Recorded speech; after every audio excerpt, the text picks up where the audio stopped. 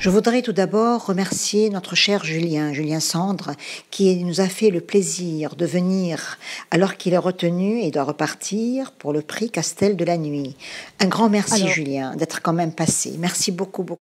Et puis maintenant, nous commençons notre fil de mémoire. Merci beaucoup à tous d'être là.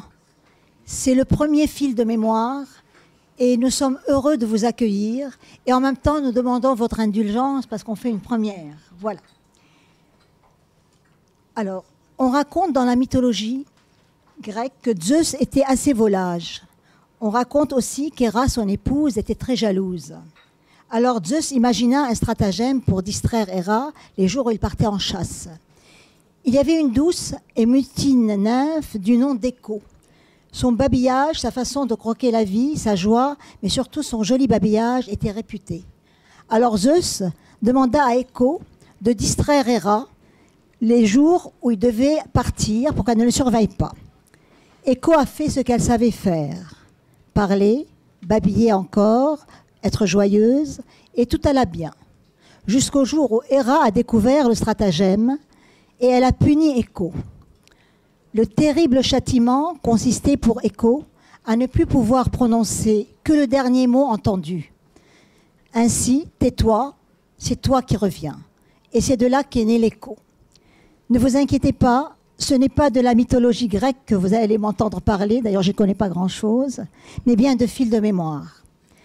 Samuel Butler dit que la mémoire, c'est comme l'écho qui continue à répercuter après que le son se soit éteint. C'est pour ça que j'ai voulu commencer par écho. Cette percussion du temps, des choses, des voix, est venue lors d'une réunion réflexion que nous faisions avec Alain sur cette thématique. Alors, dans le cadre de mes fonctions, il m'a été fait commande, entre guillemets, de relier les mots entre eux sur les thèmes de notre fil de mémoire de ce jour, soit de recoudre le temps avec un fil d'or si possible. Et le fil d'or, c'est vous tous ici, et le fil d'or, ce sont nos intervenants. J'ai choisi les intervenants en fonction de leur vécu et de leur écrit. Ils m'ont fait l'honneur d'accepter gracieusement d'être avec nous. Alain Ouareau, alors je commence par, selon les thèmes, c'est pour ça que je commence par ordre des thèmes. Alain Ouareau, qui est professeur au Conservatoire des Landes et auteur, va parler de l'altérité au travers de son travail poétique et de cette écoute si particulière qui n'est pas sans rappeler l'écoute musicale. Pierre Perrin est écrivain avant tout. C'est avec Virginie Binet, le modèle oublié, qu'il parcourt à nouveau le chemin de l'oubli, mais Pierre est aussi un résilient. Et à sa façon, il a fait de l'oubli une fragilité et une grande force. Andreas Becker est aussi écrivain. C'est un enfant du silence et de l'effacement. Ulla, sa mère, était une petite fille à la fin de la guerre et ne pouvait être responsable du terrible qui s'est passé en Allemagne. Le silence et l'effacement ont tué Ulla. D'ailleurs, il y a un très beau film qui s'appelle Bleu Palbourg, fait par Jean Denis, qui fait suite à cette histoire. Andreas a hérité du silence et combien il lui a fallu de force pour en revenir et surtout pour nous le dire. Virginie Begley, psychanalyste, est auteure de plusieurs ouvrages. Elle soigne les vestiges de l'altérité, de l'oubli, de l'effacement qui s'inscrivent dans la chair et dans l'âme. Et l'aube souvent se lève à force de baume et de mots. Métamorphose est son thème. Brigitte Maillard est auteure, elle gère Monde en poésie. Brigitte a un petit accroc à sa vie, nous lui espérons le meilleur, et elle ne peut être géographiquement avec nous, mais elle est présente. Elle est présente parce que premièrement, je dirais que ça me fait... Je ne peux pas penser que Brigitte n'est pas présente avec nous, elle est en Bretagne actuellement, et elle a confié son texte à Marc Bourriche. Combien elle sait, Brigitte, cette renaissance qui doit être un travail permanent de vie. Nous naissons en particules d'infini et il nous faut apprendre à renaître à l'infini. Marc Bourriche, médecin psychothérapeute, c'est ça, est aussi écrivain. Et il est également marin, je dirais sauveteur, de haute mer, le guide de haute mer. Donc il sait les rivages que l'on se fixe et que l'on n'atteint pas toujours, mais parfois il faut en revenir. Alors pour faire soudure avec Brigitte et la Renaissance, qui est le thème de Brigitte, il va nous parler de la langue poétique comme révélation. Vous dire aussi que cette première rencontre dans le cadre de Fil de mémoire est dédiée à Michel Baglin, notre cher Michel, qui s'en est allé vers le jour turbulent. Nous avons la chance d'avoir Guy Alix, qui saura nous parler de Michel, dont l'œuvre et le destin s'inscrivent si bien dans ce fil de mémoire. Guy est aussi auteur, et il aime à dire qu'il est mécréant, c'est ça? Il aime à le dire. Il tient tout seul son propre fil d'or. Il a vis-à-vis des prix qu'il a reçus et de sa réputation une très belle distance, belle et émouvante. Merci également au Café de Flore, à Monsieur Claude, M. Paul, et à Gaël, et à Philippe, et à tous ceux qui nous font cet écrin doux. Le Café de Flore était un des premiers lieux de réflexion. C'est pour ça que nous l'avons choisi. Ce n'est pas du tout pour faire snob ou autre. Il n'y a pas de dédicace aujourd'hui, mais vous saurez trouver les livres de chacun, à la fois en leur demandant auprès des intervenants, ou bien auprès de vos libraires et sur le net. À un moment donné, pour la logistique, les intervenants vont parler les uns après les autres, et après, les rôles seront inversés. C'est le public qui deviendra intervenant, ils deviendront votre public. Chacun, bien entendu, sur le thème qu'il voudra. Les intervenants ont un temps de parole, et j'espère que le public aussi comprendra qu'il a un temps de parole chacun. Voilà. Souhaitons-nous un fil de mémoire plein d'amitié et d'affection, et grand merci à tous d'être là. Je voulais aussi, pour terminer, dire ces mots de Gérard de Nerval, que j'aime beaucoup. Et je crois voir s'étendre un coteau vert que le couchant jaunit, puis un château de briques à coin de pierre, puis une dame à sa haute fenêtre que dans une autre existence peut-être, j'ai déjà vue et dont je me souviens. Je crois qu'il faut que je me souvienne de me taire et de passer le micro à Guy Alix. Bon fil de mémoire et merci à tous. Bonjour mesdames, bonjour messieurs. Et merci de l'invitation pour parler donc d'un ami, pour parler de Michel. Michel Baglin, dans l'amitié pour mieux habiter le monde. Il me faut d'abord parler d'amitié, parler d'un ami, d'une histoire d'amitié. Celles-là sont les plus belles. Michel et moi, nous nous sommes rencontrés pour la première fois assez récemment. C'était en 2012, au Printemps des Poètes de Durcé, dans l'Orne. Dès 1988, il m'adressait les mains nues et il m'avait aussi chroniqué dans son beau site de texture. Sa poésie de chair et de mots, selon un de ses titres, ne pouvait mentir. Elle disait tout de lui et j'aime ses œuvres qui font corps avec l'homme. Et puis en dehors de la poésie, nous nous sommes découverts une passion commune pour un certain Brassens. Très vite, nous avons songé à un livre sur lui. Nous avions écouté, lu et suivi tous deux le même Brassens. Et je ne pouvais l'écrire, ce Brassens, qu'avec ce nouveau frangin. Michel semait autant les amitiés que les poèmes. Un point commun encore avec le maître sur qui nous allions écrire. Il avait ce sens inné de la fraternité. Le livre paraissait pour le marché de la poésie. Le vendredi 5 juillet, c'est l'amie Marie Rouanet qui m'annonça au téléphone que Michel avait été mis dans le coma et qu'il ne se réveillerait pas. Vous connaissez la suite. Puis, il se reprit un peu. En même temps, Michel nous engueulerait si nous ne défendions pas le livre. Nous l'avons défendu. D'autant plus que Jackie Baglin m'a fait promettre, à l'issue de la cérémonie à Seille, de porter le livre, son dernier livre, pour que Michel continue à vivre par ses mots. Je suis ici pour cela encore. Oui, faire vivre ce livre, notre Brassens, pour faire vivre Michel. Quand je le lis aujourd'hui, dans ce Brassens, et quand je le lis autrement, beaucoup, depuis le 8 janvier, j'entends cette voix profonde, comme je l'ai entendue un soir à 7, dans une lecture de l'Alcool des vents. C'était un diseur, vrai, parce que très humble aussi. Et cette humilité était présente dans tous ses poèmes.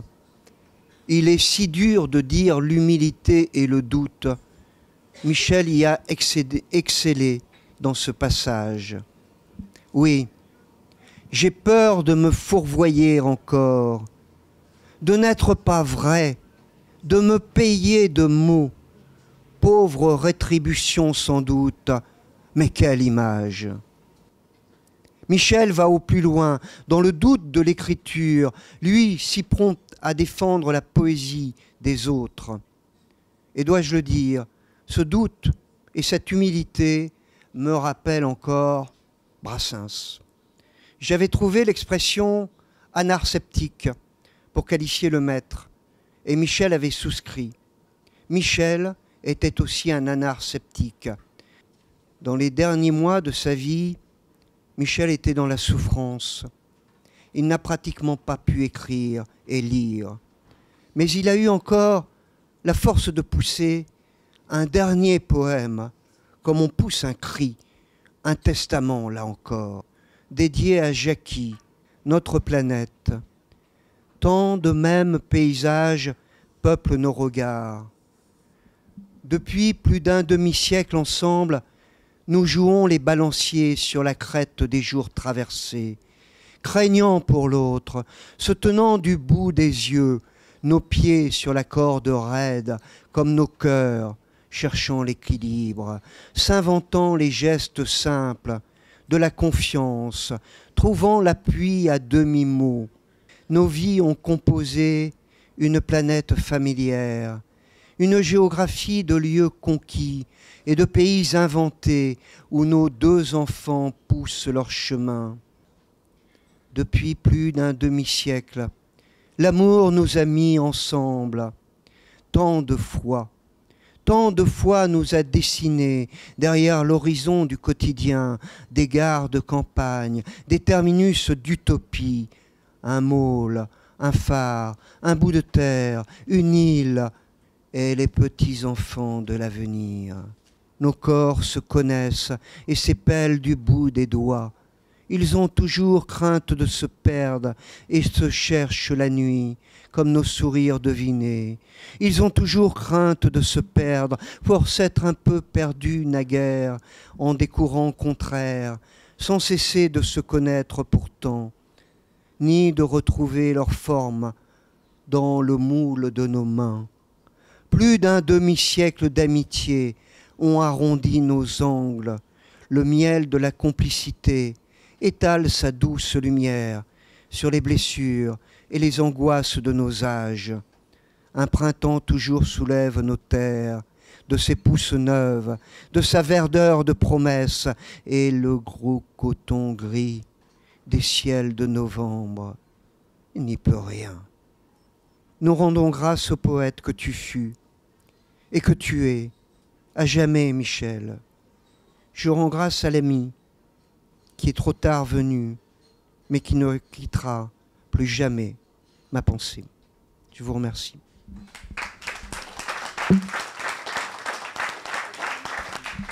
Michel valait la peine de ce temps de raconter son histoire et son écriture. Et Guy, merci beaucoup, beaucoup, beaucoup.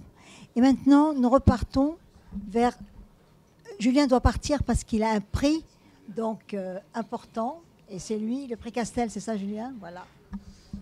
On va commencer. Donc les thèmes sont l'altérité, l'oubli, l'effacement, la métamorphose, la renaissance. Et vous allez parler de la poétique. La poétique comme révélation. Voilà, donc c'est exactement les chemins de vie.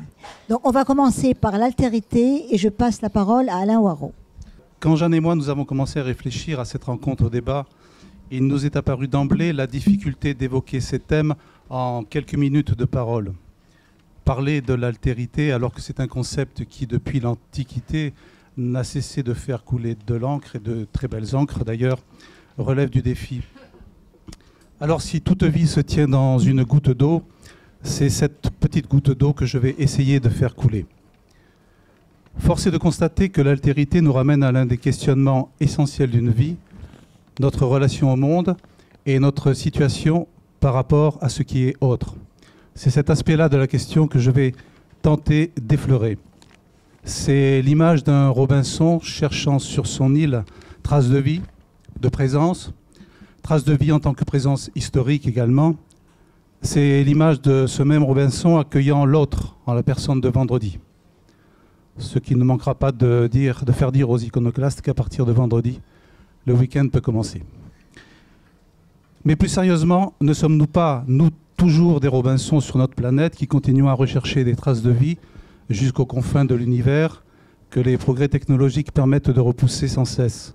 Autant dire l'importance de la question, à la fois en elle-même, mais aussi dans sa permanence, et en quelque sorte son inachèvement, dans son aller-retour perpétuel avec son corollaire, l'identité.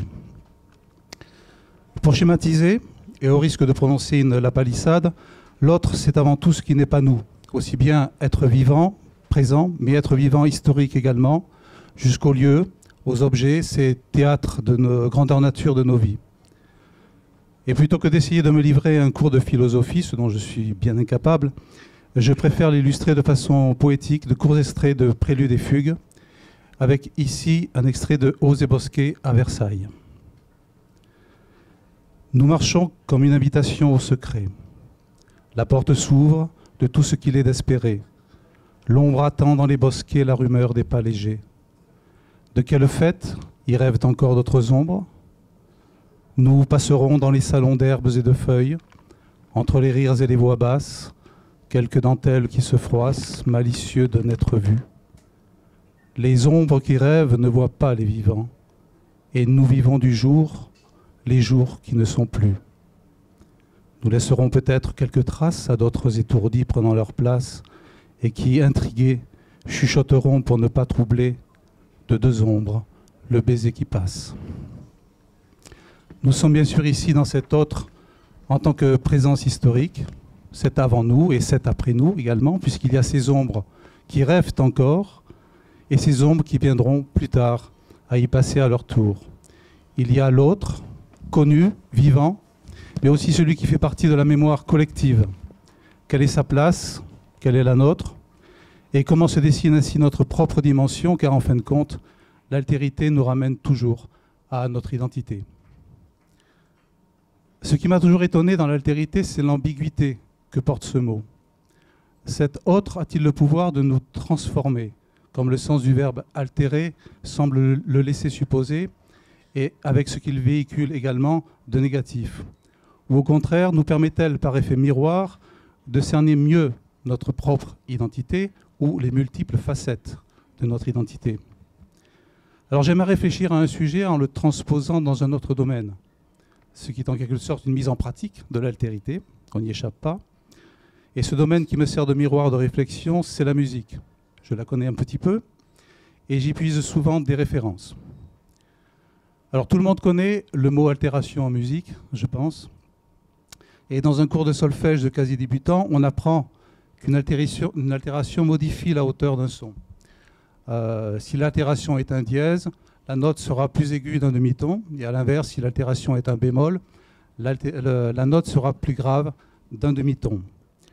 Certes, cela est juste, mais en fait, il s'agit d'une simplification d'ordre pratique. Car ce changement de hauteur va surtout modifier la relation de la note par rapport aux autres notes, jusqu'à sa fonction.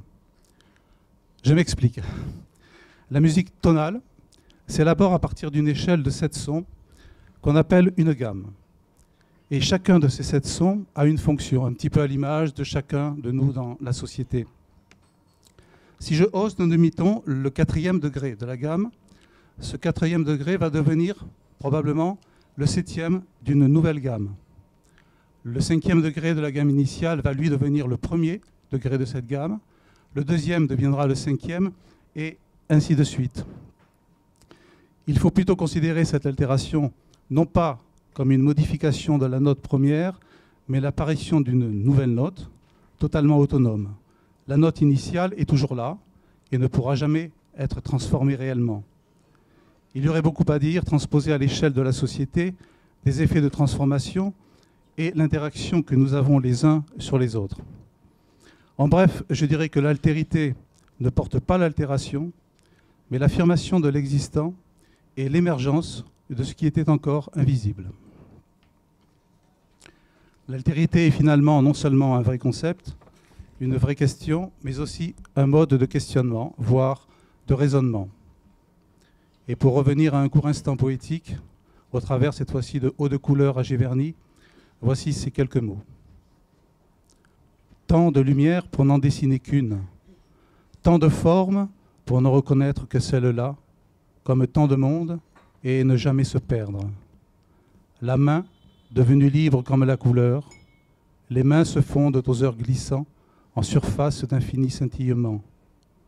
Ces deux-là sont le temps serein, complices de l'eau, dans un imperceptible et inaltérable mouvement. On sait donc qu'ils sont deux, pourtant dans une multitude. Ils sont miroirs parmi les miroirs de scintillement. Leurs images se fondent, mais loin de se perdre, leurs images, au singulier cette fois-ci, se fondent. Tout à l'heure, à propos de Robinson, je disais qu'il accueillait vendredi. Je n'ai pas choisi ce verbe accueillir tout à fait par hasard. Prendre conscience de ce qui est autre présuppose, à mon avis, cette capacité à accueillir. C'est une ornière que d'établir une projection de soi ou l'a priori d'une ressemblance de soi sur l'autre. Et pire encore, de tenter une mainmise sur l'autre comme une mise au service d'eux, une mise en servitude en quelque sorte. Cela conduirait à un aveuglement et au final la perte de ma propre liberté en devenant autre que moi-même, un que dans le fond je ne suis pas. Souvenez-vous, la main libre comme la couleur. Se laisser imprégner par d'autres, par l'autre, de toutes nos oreilles, de tous nos regards, est donc sans doute plus raisonnable. Accepter comme en musique les modulations de la ligne mélodique, les développements du discours harmonique, ces voyages vers d'autres échelles, improvisées ou non, mais qui ramèneront inévitablement à la gamme initiale, alors enrichie et plus affirmée encore. Et puis viendra le temps de se désaltérer. Se désaltérer, quel joli paradoxe. Revenir au mieux de soi en s'abreuvant de ce qui n'est pas soi. Chaque allée, remonter le temps d'y avoir déjà vécu dans l'imaginaire. L'histoire rencontrer son théâtre, côté cour, côté jardin, occuper toute la scène comme la magie de prendre corps. Du souvenir de ce qui devait être, nous atteignions la part vraie du jour, l'odeur de la terre, le silence et la voix, l'effroi des merles. Nous étions voyageurs de nos vies.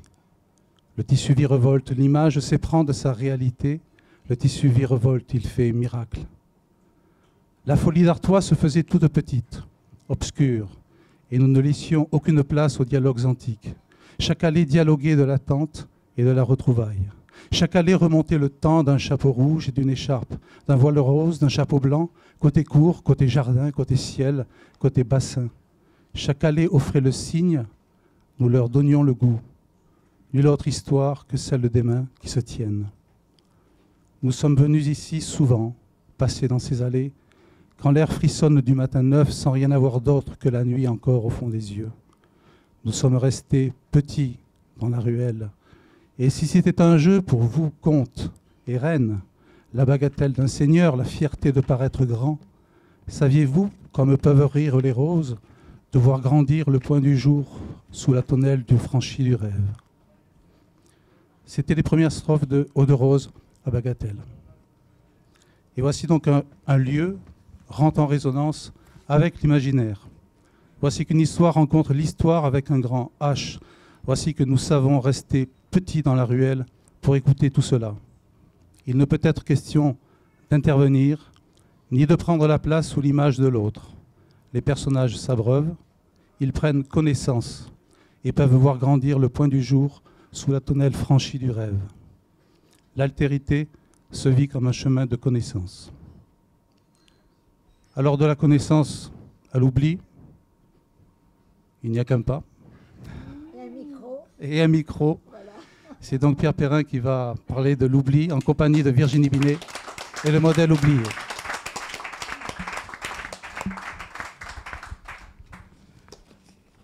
Bonsoir tout le monde. Merci de n'avoir pas oublié de venir et d'être là.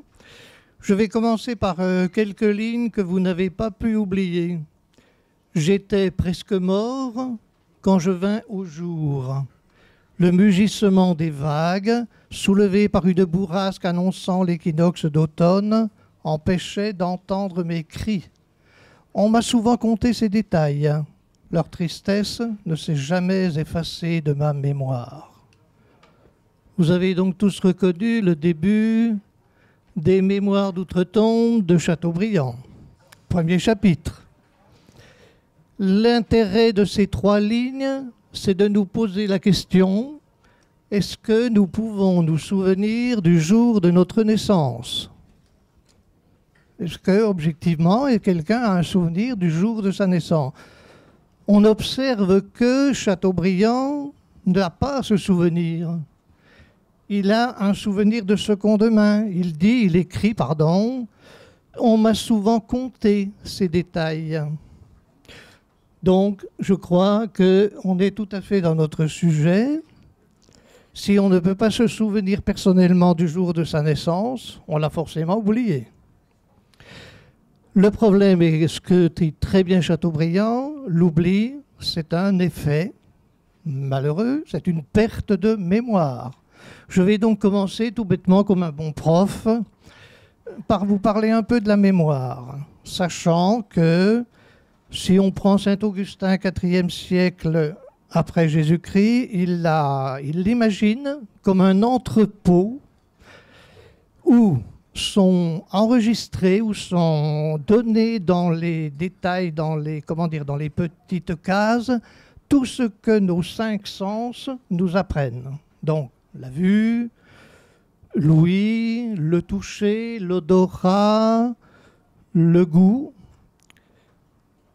Et puis, s'ajoute à ces expériences par les sens, notre culture. Et la culture, c'est l'éducation, l'apprentissage, mais aussi tout ce qui va nourrir notre réflexion. Pour aller très vite, puisqu'on a peu de temps. Voilà, aujourd'hui, je crois que tout le monde est d'accord, la mémoire peut se représenter comme un disque dur d'ordinateur, avec la partie mémoire vive utile, vous savez que vous êtes là, etc., que vous deviez venir ce soir, et puis tout ce qui est enfoui. Problème, est-ce que tout ce que nous avons vécu peut être stocké dans notre corps et cerveau? Eh bien, je m'appuie sur 2 éléments. Vous connaissez Proust, évidemment, avec la mémoire involontaire. Vous savez, l'histoire de la petite Madeleine qui le trempe dans du thé, pauvre, qui le ramène 40 ans en arrière et qui ressuscite sa grand-mère.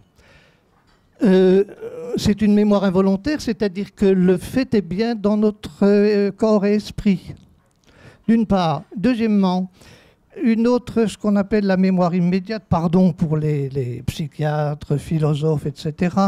Mais vous savez, le flash, on traverse un pays dans lequel on entre pour la première fois, et tout d'un coup, un paysage apparaît à notre esprit comme si on le connaissait. Donc, peut-être hasard, ou peut-être avons-nous bien des paysages dans notre tête dont nous n'avons pas mémoire en réalité. Alors, comment se gère la mémoire? C'est très simple. Il y a une gestion volontaire d'un côté. Le deuxième partie, ça sera évidemment l'oubli.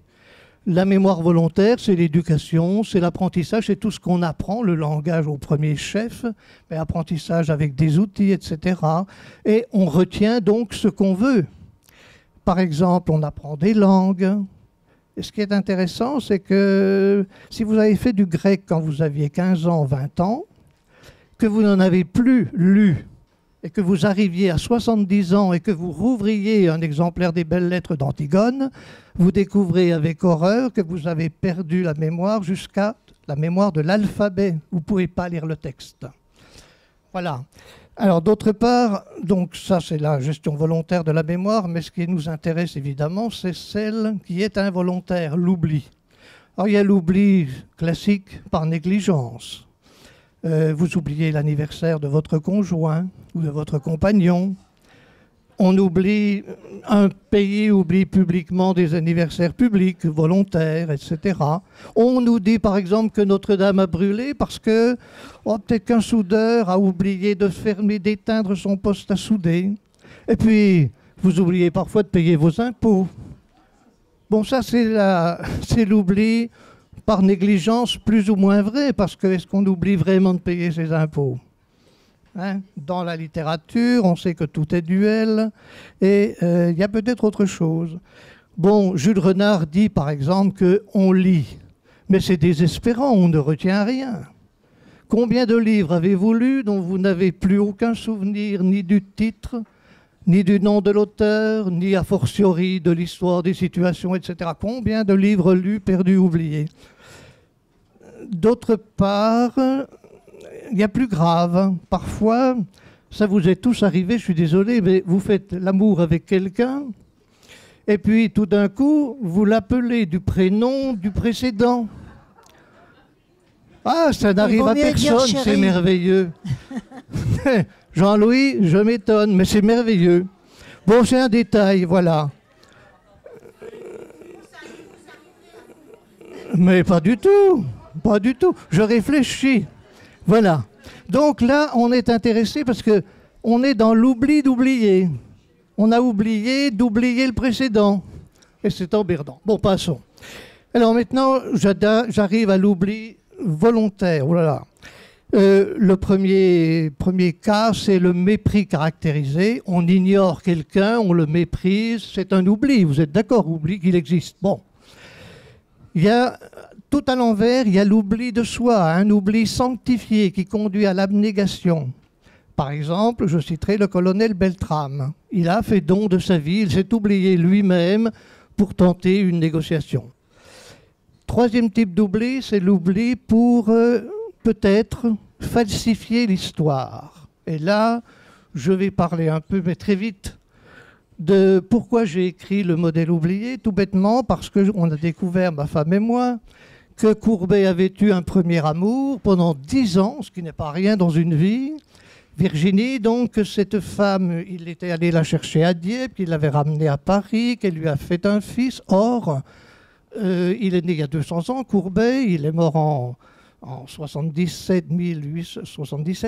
Personne dans les 60 biographies que j'ai lues, presque personne n'évoque, ou au mieux on accorde 3 lignes sur 200 pages à cette femme et à ce fils. Alors que cette femme et ce fils, mais je ne vais pas faire un cours ici, sont évidemment présents dans un certain nombre de tableaux que les historiens de l'art reconnaissent tout à fait. Hein. Voilà. Alors, la question que je me suis posée, c'est pourquoi on a voulu oublier que Courbet était un homme et non pas seulement un grand peintre. Par exemple, on a oublié que c'était un fils de paysan. On voulait qu'il soit pauvre. Dans ma région, tout le monde dit « Oh, Courbet, il est mort ruiné ». Or, quand on lit sa correspondance de près, tout au contraire, il est mort millionnaire. Il y a quand même une différence. Et millionnaire à l'époque, c'est 10 millions d'euros aujourd'hui. 10 millions d'euros.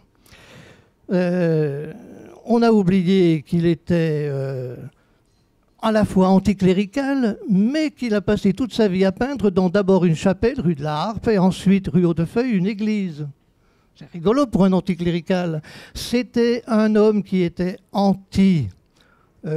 C'est pour ça qu'il a voulu démolir ou faire démolir la colonne Vendôme. Mais comme par hasard, en 1870, avec la guerre avec les Prussiens, il donne son nom, Le Courbet, à un canon. Pour un antimilitariste, c'est quand même pas mal. Voilà. Il se veut socialiste, mais donc égalitaire, et en réalité, il déteste tous les peintres, même Delacroix, et il ne rêve que d'une chose, c'est de les enjamber, passer par-dessus. Il hait le gouvernement de Napoléon III, évidemment, mais il courtise Morny, qui est le demi-frère de l'empereur et le ministre de l'Intérieur. Il va chez Choiseul, dont il peint les lévriers, etc. Et puis, je vais encore dire une chose pour Pierrette, l'origine du monde. Vous savez, ce petit tableau de 55 cm par 45 de haut. Alors tout le monde dit c'est merveilleux, c'est la représentation idéale. Mais si vous réfléchissez, il y a une autre lecture que je n'ai jamais dite, mais que je vous révèle ce soir. C'est une femme qui n'a pas de tête. On l'a étêtée. On lui a coupé les bras, les jambes. Autrement dit, on présente une femme un tronc avec une fente, forcément. Mais un tronc avec une fente, c'est le tronc de l'église, c'est la prostitution. Mais non, mais autrement dit, c'est quand même intéressant. Il y a quand même des gens qui disent ça, mais très peu, très rare, il ne faut pas le dire.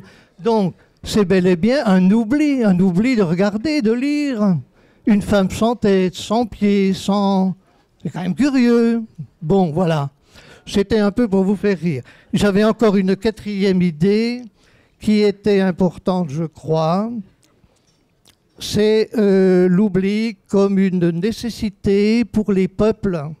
Vous savez, l'histoire, par exemple, de l'Algérie, l'histoire récente, bon, le fils, les islamistes ont fait 100 000 morts dans les années 90.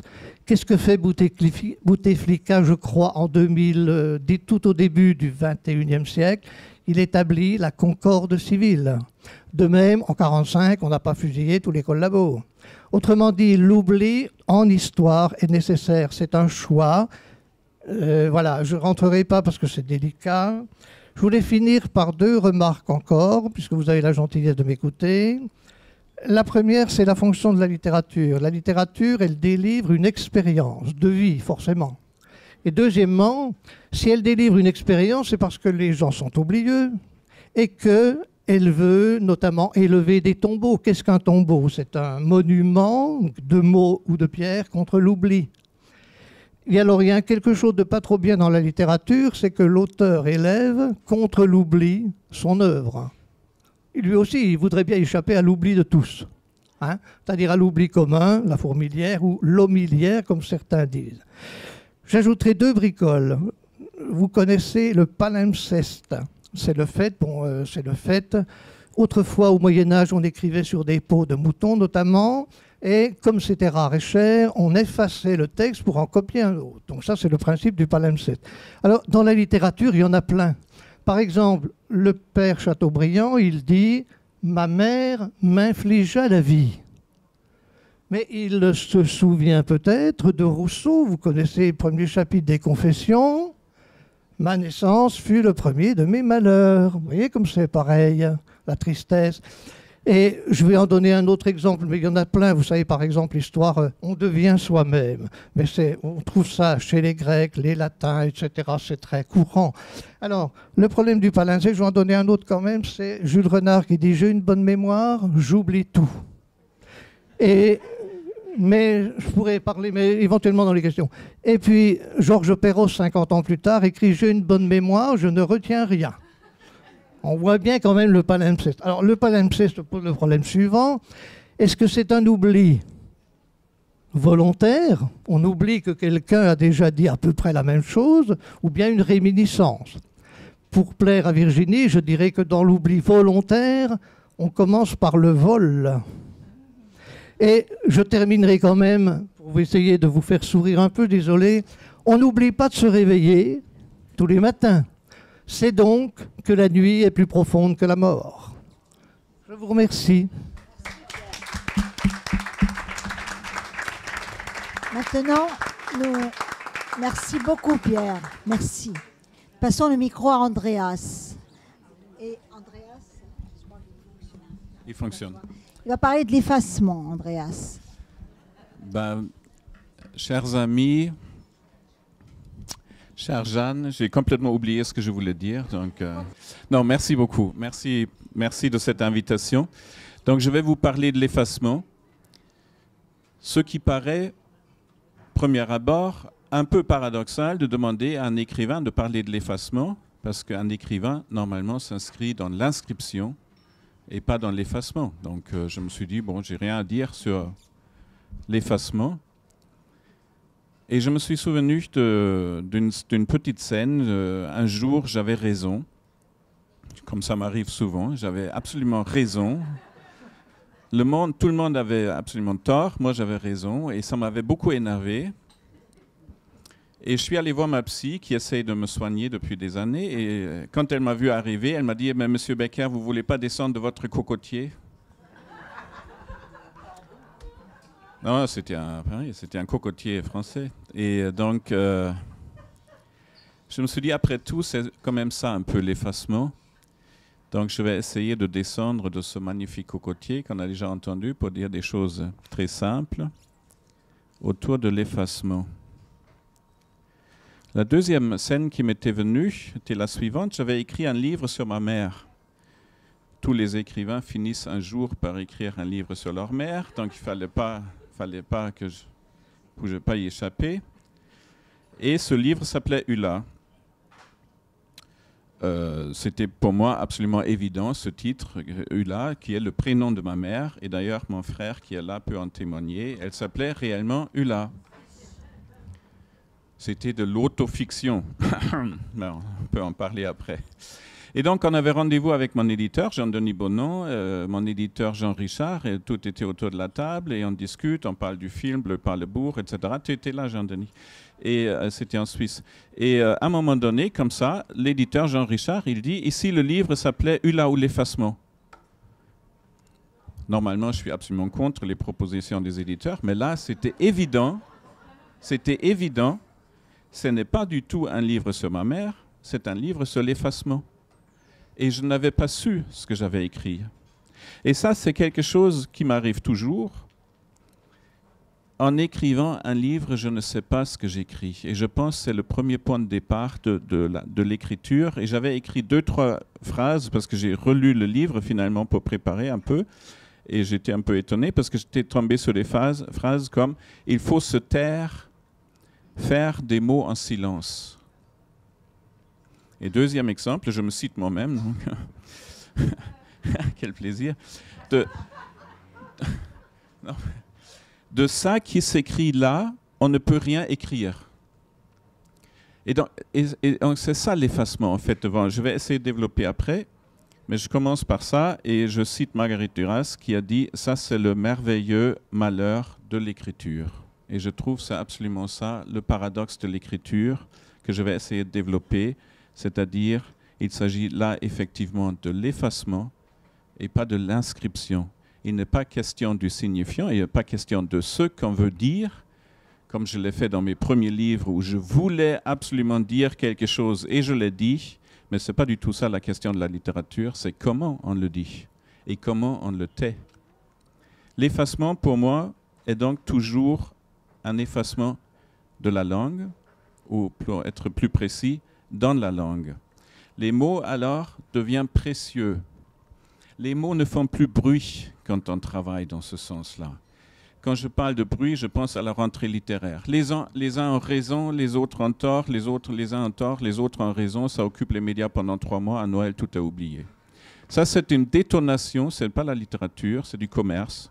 L'effacement est tout le contraire. Les mots deviennent alors précieux, précis, simples, rythmés, ils se doublent et ils pâlissent. Les mots n'ont pas obligation d'être des mots énormes, politiques, de propagande, de commerce international. Non, les mots ont besoin d'être simples, d'être nos mots, d'être des vrais mots, des vrais gens et surtout des mots qui savent se taire.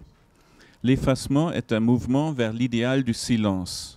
Pas un mouvement vers le silence, ça c'est pas possible, on ne peut pas revenir dans le paradis, dans le ventre de sa mère, non. Il ne s'agit pas de publier un livre avec des pages blanches, ça ne ferait aucun sens, mais c'est un mouvement vers l'idéal du silence, qui n'est pas le silence. Comment alors pour un écrivain, pour un faiseur de mots, s'approcher de la page blanche?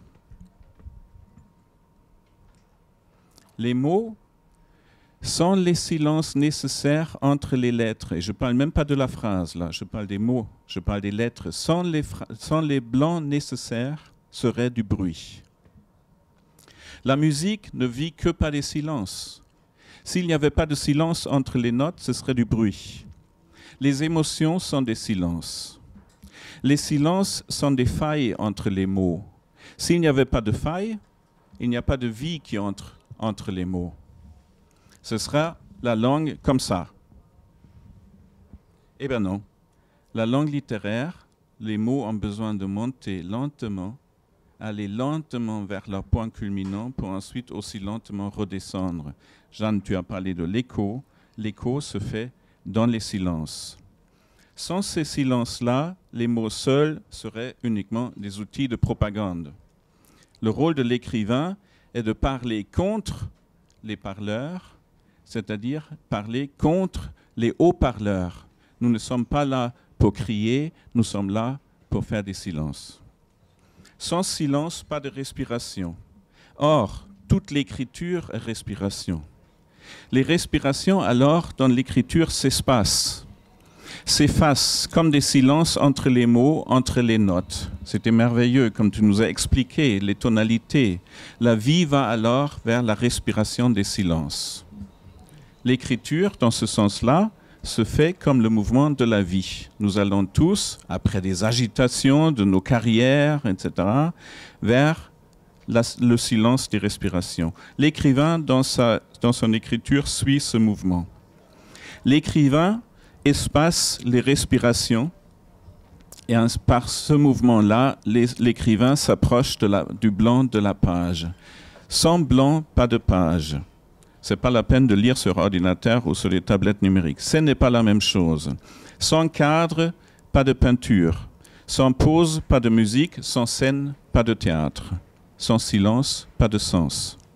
Sans silence, pas de sens, pas d'émotion, pas de mots. L'écrivain écrit d'abord les blancs avant d'écrire les mots. Les mots, ce sont juste des signes qui sont là pour border les blancs. Mais l'important dans la page, c'est le blanc, ce n'est pas les mots. L'écrivain ainsi peint une page, il chante son texte. Souvent, il m'est arrivé que je n'arrivais plus à respirer devant mes textes parce que je voulais dire quelque chose et je suis allé jusqu'au plus profond de ce que je voulais dire. Alors, ma respiration s'est bloquée. Parce que la respiration demande l'arrêt de toute respiration. Et finalement, quand on y arrive, c'est le bonheur des silences. L'effacement, dans ce sens-là, est l'accroissement des silences. Et l'accroissement des silences est l'accroissement du bonheur. C'est assez paradoxal parce qu'on pourrait, si on lit mes livres, me reprocher que c'est absolument horrible, que c'est terrible, les histoires de famille, les politiques, l'avenir, le monde qui s'écroule, etc. Tout ça, c'est vrai. Mais c'est la belle nudité de ce qui est vrai et qui doit être dit. J'étais presque mort à ma naissance, c'est vrai. Mais je pense quand même, cher Pierre, qu'on arrive à se souvenir de sa naissance. Je pense qu'il y a souvenir corporel, il y a une mémoire corporelle, et je pense que le travail de l'écrivain, c'est de sortir ce qui ne peut pas être dit dans ce mouvement corporel de l'écriture. Donc je pense que je prétends, parce que je suis un être absolument prétentieux, que je me souviens de ma naissance. J'y étais. Non, mais c'est pas une critique. Hein. Que sentais-tu? Qui y était? Je sais ce que j'ai senti. Et je peux l'écrire. Je veux pas, on ne peut pas rentrer dans la discussion. Mais il y avait ma mère, il y avait moi, ça c'est sûr. Écrire cette nudité, cette belle nudité-là, dans tout son horrible, c'est la vraie beauté de l'écriture. L'écriture commence là, dans les silences, dans les espaces, dans les rythmes, dans les répétitions, dans le redoublement de ce qui doit être dit, dans le palissement des mots. On peut alors entendre la respiration dans l'écriture et la respiration même devient écriture.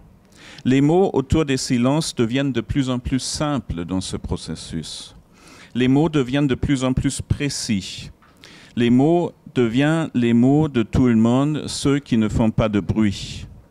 Les mots nous apprennent alors que les espaces vides, qu'il ne faut pas occuper indûment les espaces vides. Il faut laisser les espaces vides, il faut les laisser vides. Il ne faut pas les polluer. Ce n'est pas la peine dans la vie d'amasser encore plus de biens matériaux, etc., des voitures et des cris de maison, etc., etc. Ça, c'est le même mouvement que le bruit de la rentrée littéraire dont je parlais tout à l'heure. Non, il faut qu'on arrête de polluer tout ça. Il faut laisser l'espace à sa place, comme il faut laisser s'aller le temps. L'écriture d'un écrivain, c'est aussi laisser passer le temps dans l'écriture. L'écriture, dans ce sens-là, n'a plus besoin de logique. On est très loin de tout ça. On est très loin de grammaire, on est très loin d'orthographe. L'écriture devient un mouvement de bercement, on va dire, un rythme. Ça devient une peinture, ça devient quelque chose de très beau. L'effacement, dans ce sens-là, est le bonheur de l'enfant bercé par sa mère. Merci.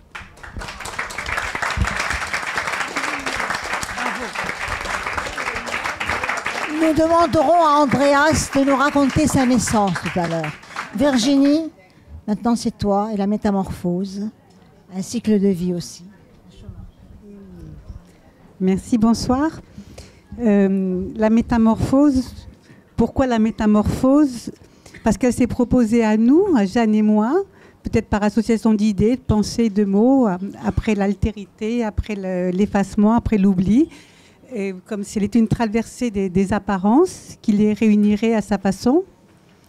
Et je voulais partir du principe, un principe tout à fait arbitraire, comme la plupart des principes, que nous sommes des êtres de mémoire en perpétuelle métamorphose. Que l'art de se transformer nous guiderait peut-être plus encore que celui de s'adapter. Et je pense vraiment que la vie en elle-même est une succession de métamorphoses à l'image de la première qui nous vit naître, on voit, qui nous fit passer du monde aquatique, utérin, sous-marin, au monde tellurique.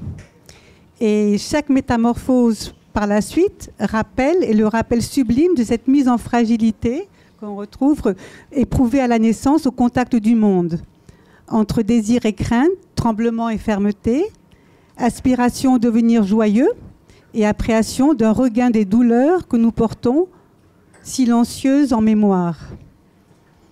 Parce que la mémoire, effectivement, se dit aussi par ce dont on ne se souvient pas. Métamorphose, le mot indique lui-même. Méta, ça marque la succession et le changement. C'est l'équivalent du latin trans. Et morphe en grec est apparenté au latin qui a donné forme. Donc métamorphose, c'est transformation. Donc la vie comme une succession de transformations. La métamorphose, c'est l'art de la transformation, à l'origine même du principe de création. Je pense à la graine qui se transforme en fleur, le tétard en grenouille, la chenille en papillon, c'est classique, mais quand même, ça parle beaucoup. Le fœtus si puissant, si fragile, en toutes sortes de figures humaines, souvent puissantes. Se métamorphoser, alors c'est accepter de devenir autre. Là, je pense à l'altérité. C'est accepter de s'effacer sans céder à l'oubli. C'est garder en mémoire le mystère et la grâce de la vie. C'est revenir autre parmi les autres. Transformé, mais habité par le souvenir. La pluie garde en elle, je le suppose, mais je le pense vraiment, la pluie garde en elle le souvenir du nuage. Et le nourrisson, la trace originelle de l'abandon premier dont il fut l'objet. Je pense que nous sommes tous des grands abandonnés. Toute métamorphose renvoie ainsi l'humain à la mise en fragilité extrême que suscite la naissance et à la nécessité d'y pourvoir. Se métamorphoser, qu'est-ce que c'est? C'est se séparer de l'ancien pour accéder au nouveau. C'est transcender la fragilité, s'ouvrir au présent sans renier le passé. Y renoncer cependant en partie pour se renouveler. Et là, le mot renoncer, en fait, on pense que renoncer, c'est le fait de ne plus considérer, alors que le mot même lui-même de renoncer, dans renoncer, il y a nonce, d'où vient neuf, et donc renoncer, c'est en fait se renouveler. Donc on renonce pour revenir. Le renoncement, donc je ne vais pas revenir là, je vais dire en deux mots, le renoncement auquel la métamorphose invite n'est autre qu'un renouvellement de l'être, de la matière, de l'énergie créatrice, une façon d'annoncer qu'on se retire pour un autre devenir. La métamorphose nous souffle ainsi, métaforme ose. Si on joue avec les mots, mais forme, morphe, métaforme ose. Et tel le saut de l'ange pour le trapéziste, elle nous insiste à nous lancer, à nous élancer dans ce que nous croyons être le vide, étrange concept, pour en renaître transformé. Il s'agirait alors de ne pas succomber à la frustration du manque de ce qui a été et de garder dans nos mémoires multiples, vraiment, et ça le est, c'est vraiment important, ce qui nous a constitués et de s'ouvrir à de nouvelles formes d'être, donc de se renouveler. La forme vers laquelle on tend est-elle prédestinée ou prédestinée? Durant le passage, nous l'ignorons, Et à ce moment-là, nous côtoyons le plus souvent le chaos, hein, qui doit rappeler sans doute celui de la naissance. Comment se séparer de qui nous fûmes sans trahir qui nous sommes? Parce que tout en ayant été, on continue à être.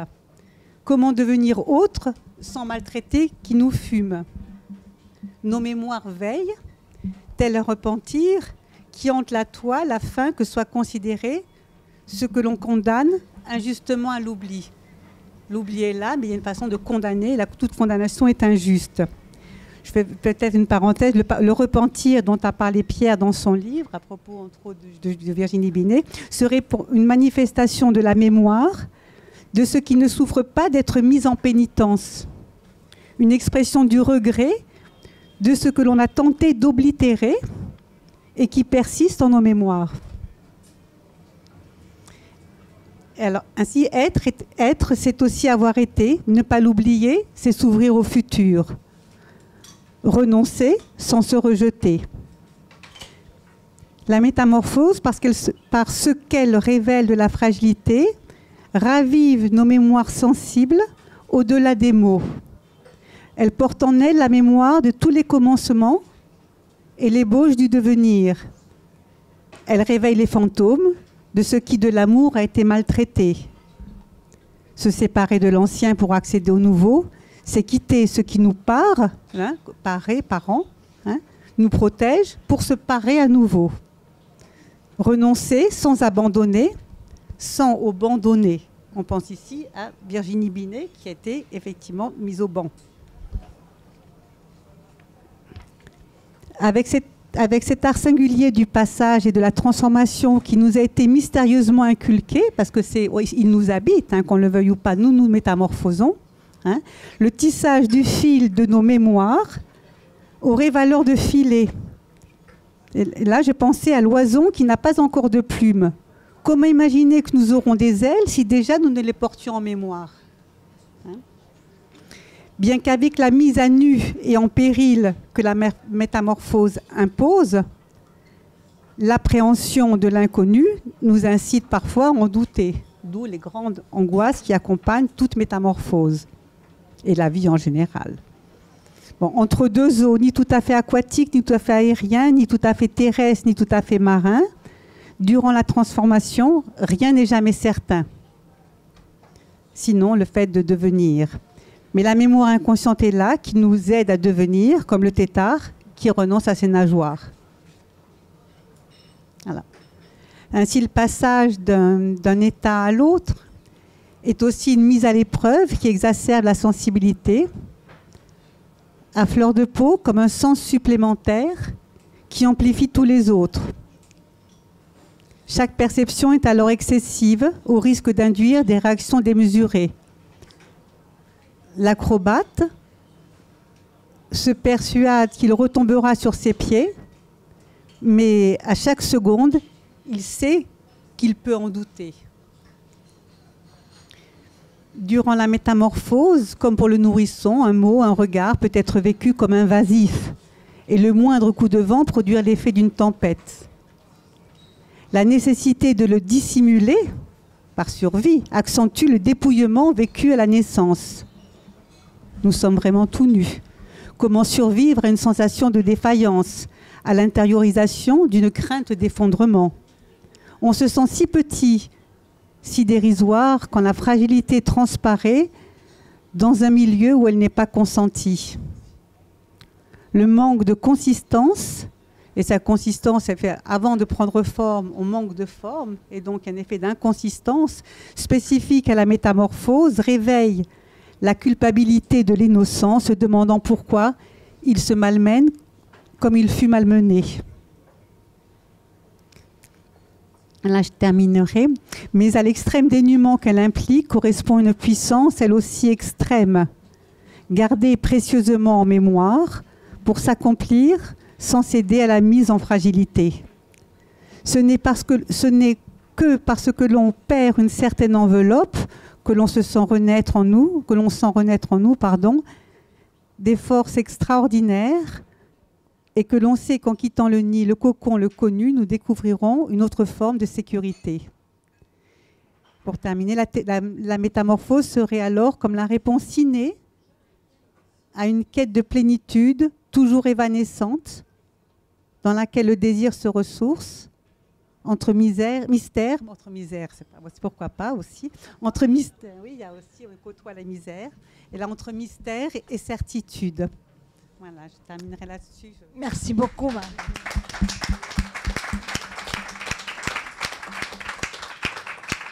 Nous avons vu avec déjà nos intervenants un peu ce chemin fil de mémoire. Nous allons passer le micro à Marc Bourrich qui va nous parler de Renaissance et de Je commence par vous lire le message de Brigitte Maillard. Bonjour à chacune et à chacun. Merci à Jeanne Orient pour son invitation à partager avec vous tout ce premier fil de mémoire dont la ligne tracée avec vigueur, de l'altérité à la Renaissance, à la couleur de notre chemin de vie. Merci à Alain, Pierre, Andreas, Virginie, avec qui je me relie par cet écrit. Il n'était pas prévu que je ne puisse être là pour parler avec vous de Renaissance aujourd'hui. Et je le regrette sincèrement. Comme le phénix qui, pour renaître, a besoin du feu destructeur, me voilà à nouveau plongé dans cette action de renaissance, dans cette urgence. Je crois qu'il n'y a pas de renaissance possible sans cette urgence de vivre. Merci à Marc Bourrich qui, en grande amitié, a accepté de porter devant vous ces quelques mots. Je voudrais simplement témoigner de mon expérience. Je crois que nous ne cessons d'avoir des aperçus de la Renaissance durant toute notre vie.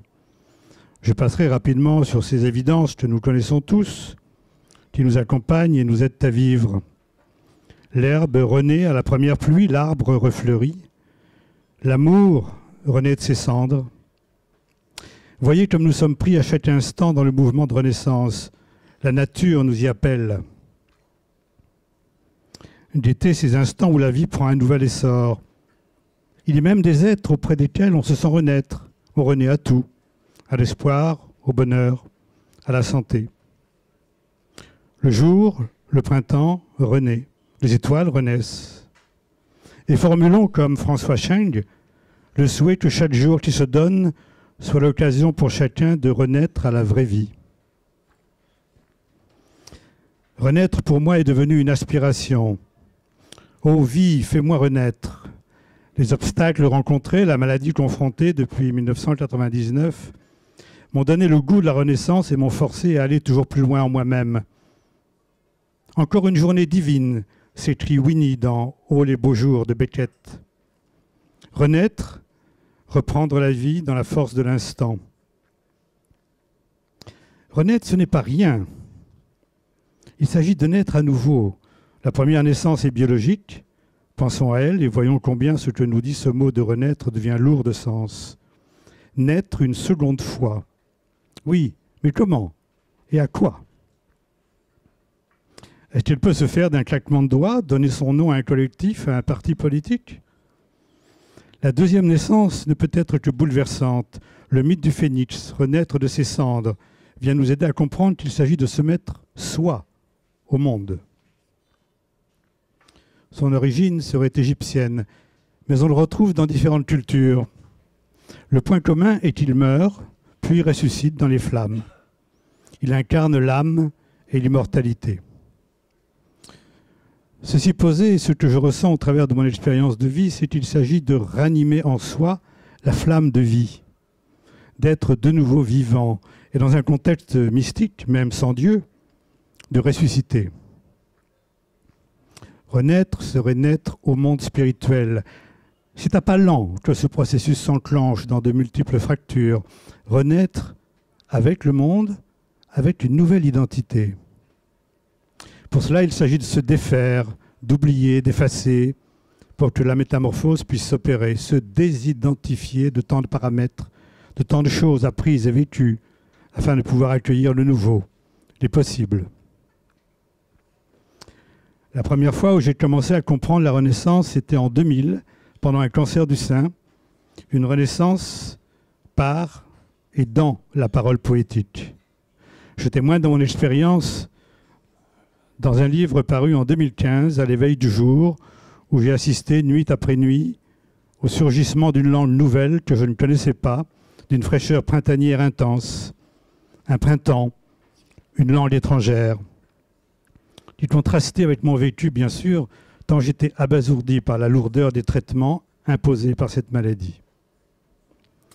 Le texte que je vais vous lire, qui suit, est extrait de Vivre pour l'infini, qui va paraître à la librairie Galerie Racine en octobre prochain.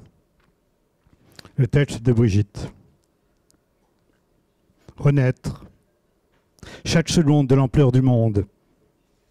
Renaître au plus beau souvenir de l'ombre, pour que dans l'image dévoilée, renaître à la solitude des géants, la nature sauvage, la grâce du vivant, renaître pour donner au monde ce goût de la renaissance, cette odeur fraîche sur les papilles, ce transfert des organes à la lune et le ciel en pleine étoile.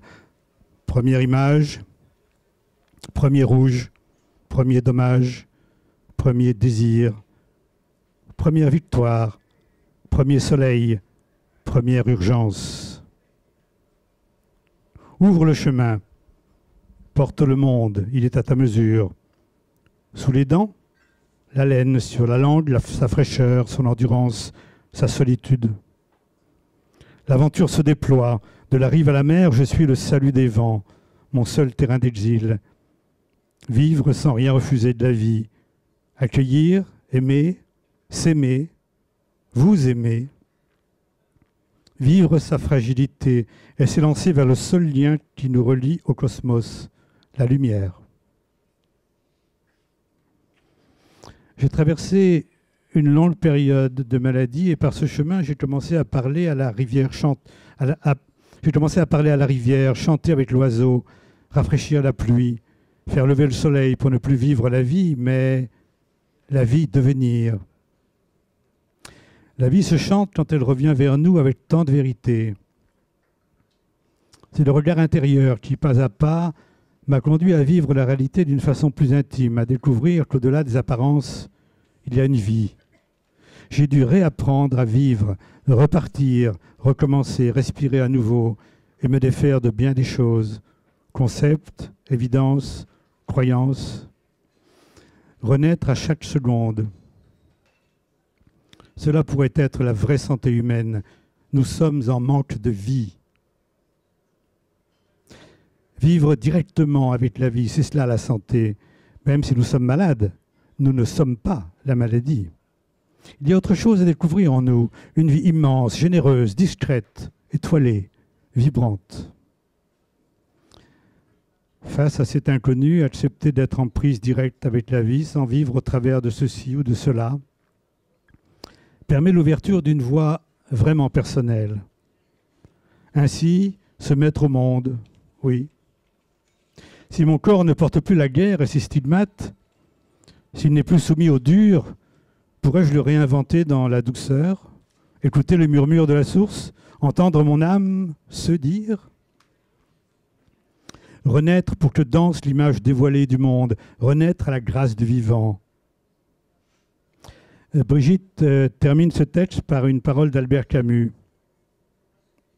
Ô lumière, c'est le cri de tous les personnages placés dans le drame antique devant leur destin. Je passe maintenant la parole à Marc et le remercie chaleureusement de la prendre. Dans le texte qui suit, j'ai entrelacé mes mots avec ceux de Brigitte, extraits de « À l'éveil du jour ». Les mots de Brigitte vous seront signalés par ce geste. Il en est du poème comme d'un amour. Pour se vivre au temps et au frimas, il lui faut s'envelopper d'un manteau de silence. J'ai peut-être quelques excuses à tenter de le rompre par l'esquisse d'une parole. La première est la joie d'honorer une amitié en vous délivrant le message de Brigitte retenu en Bretagne et en la laissant féconder ma pensée. La seconde est un engagement à le faire à la manière d'Alice, interrogeant la merveille du vivant.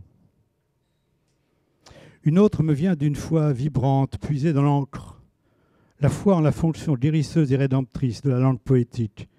Forte et légère, elle soulève sans violence la chape de la langue mécanique sous laquelle nos sociétés suffoquent, la langue sans âme de la technologie, des conventions, de la guerre et du commerce. Et voilà, tout recommence, une valse à 3 temps, récidive de leucémie, la maladie me traverse à nouveau. Je ne suis pas la maladie, j'accepte l'inévitable. Comment être à la hauteur de l'événement? Je reprends le chemin de la chambre stérile.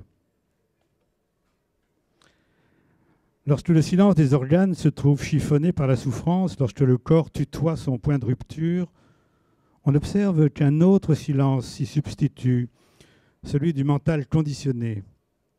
Ne demeure qu'un témoin sans visage, une attention vive. Le son vient qui me murmure avec une infinie douceur. La vie ne tient plus qu'à un fil. Cette vie réelle ne serait-elle qu'une illusion? Voilà un autre rythme. Je descends en profondeur, mes yeux se ferment, je reçois toute la beauté du monde, des brassées de fleurs. Pourtant, je ne peux plus bouger, le corps en aplasie, si fatigué. Quel est ce monde marchand où l'on doit être heureux, dont les fonctions symboliques ne sont pas reconnues? Un monde pour qui l'imaginaire se réduit à de pauvres images. Le magma déborde de la croûte terrestre sous la pression tectonique. Présente, mais cachée depuis l'origine du temps, la langue poétique diffuse par les brisures du corps. Les mots se font parole. C'est une Pentecôte que nous célébrons, l'épiphanie d'une révélation. Aux engrammes de la langue linéaire des concepts, logiques et chronologiques, se substitue comme un enchantement la langue analogique des images, polyphonique et synchronique. Une langue inconnue de fraîcheur renaît d'une langue assoupie de routine. L'expérience se signale par une joie intemporelle, une élation du sentiment, la découverte d'un monde insoupçonné de beauté sans contraire. Une entrée en fanfare dans un univers non duel. Elle s'apparente à la symbolique des images, à la mystérieuse beauté de songes bibliques. Cette expérience me met en contact avec la réalité de l'existence. La souffrance n'est ni un échec, ni une maladie. La souffrance, la blessure font partie de l'homme. Se tenir debout et marcher comme une sculpture de Giacometti. La blessure est celle de notre condition humaine. C'est elle que nous touchons dans la souffrance, cette unique blessure, celle de l'exilé qui vit si loin des origines. L'aventure du fils prodigue qui dilapide l'héritage de son père n'est pas tant de partir que de revenir vers le père en homme nouveau. Pour le fils resté à la maison, le père ne tuera pas le veau gras. N'ayant pas rejeté la découverte, il n'a rien appris que de conventionnel. Bancal, hirsute, il avance, appuyé sur les mythes, la peau dorée par le soleil, le cœur qui tape, il a tout donné à la peur de Dieu. Son nom est un voile, il avance dans le silence, l'expatrié. Seul entre les mimosas, 2 fleurs de pavot, il avance, tantôt vif, tantôt effacé. L'air le pousse dans le vent et renverse ses certitudes. Dans la marge, il a noté quelques souvenirs sur lesquels il s'appuie pour marcher. La nature de cette révélation, qui est la transe poétique, pourrait se résumer en une trilogie. Le temps chronologique apparaît comme une illusion, donc la mort. Aucune partie du grand tout cosmique n'est indépendante. Tout est magnifiquement relié. La beauté n'a pas d'ombre. Un monde secret, un monde dessous le monde, des liens insoupçonnés envahissent la conscience. Nous pensions n'avoir qu'un corps, quand nous est révélé qu'un corps de langage engendre une vie nouvelle. Il nous informe sur notre identité et le sens de la vie. Il féconde notre souffle. il est amour.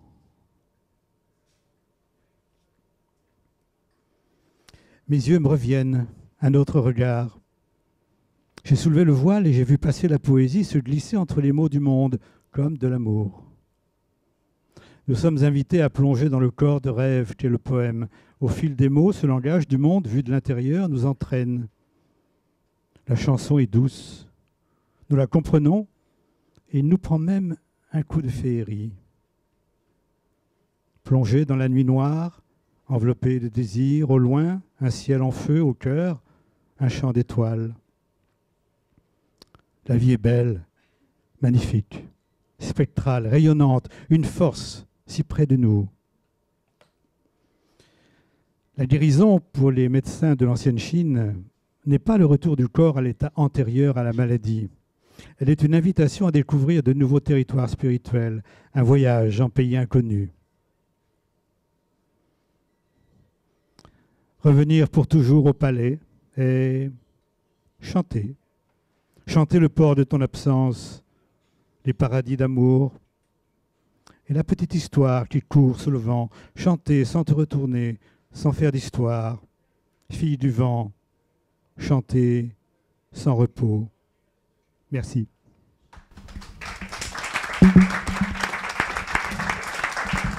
Je voulais remercier particulièrement Marc Bourriche pour ses 2 voix en une, parce que ce n'était pas évident de parler des mots de Brigitte et lui-même. Et je trouve qu'il a magnifiquement réussi ce point de rencontre. Ce fil de mémoire, maintenant, tous nos intervenants ont dit ce qu'ils avaient à dire. Quelque part, c'est notre fil de vie, je le redis encore, c'est l'écho, c'est l'histoire de chacun. Dans ce public, nous avons bien sûr des écrivains, nous avons des chanteurs, nous avons des acteurs et des actrices, nous avons des metteurs en scène, nous avons des photographes, nous avons des libraires, nous avons des médecins, des psychiatres, pardon si j'oublie, des danseuses, étoiles, voilà. Et je voulais dire simplement que chacun, aussi nous avons des peintres qui font une très belle peinture qui est la réalité augmentée. Mais ce qui est magnifique surtout, c'est que chacun, à un moment donné, vit toutes ces étapes qui nous ont été dites, parfois en un acte, en une soirée, particulièrement ceux qui jouent.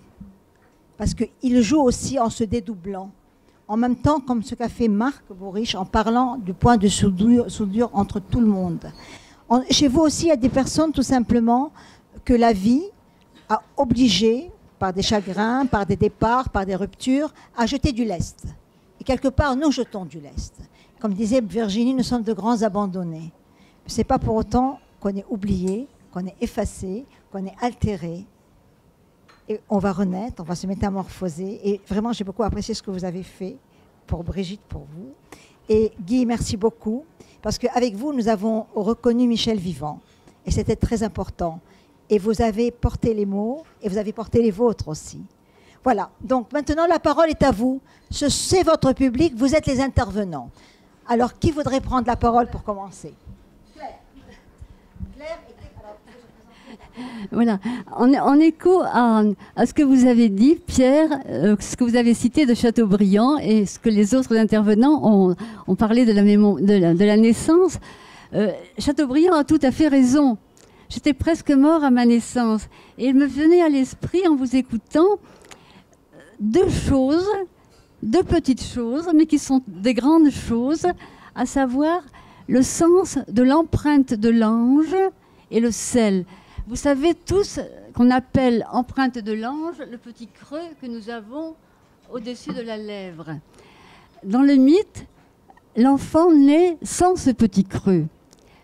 L'enfant surgit, sort du ventre de sa mère, un ange apparaît, appuie sur la lèvre, le creux se forme et ça veut dire, l'ange dit à l'enfant, tu savais tout dans le ventre de ta mère.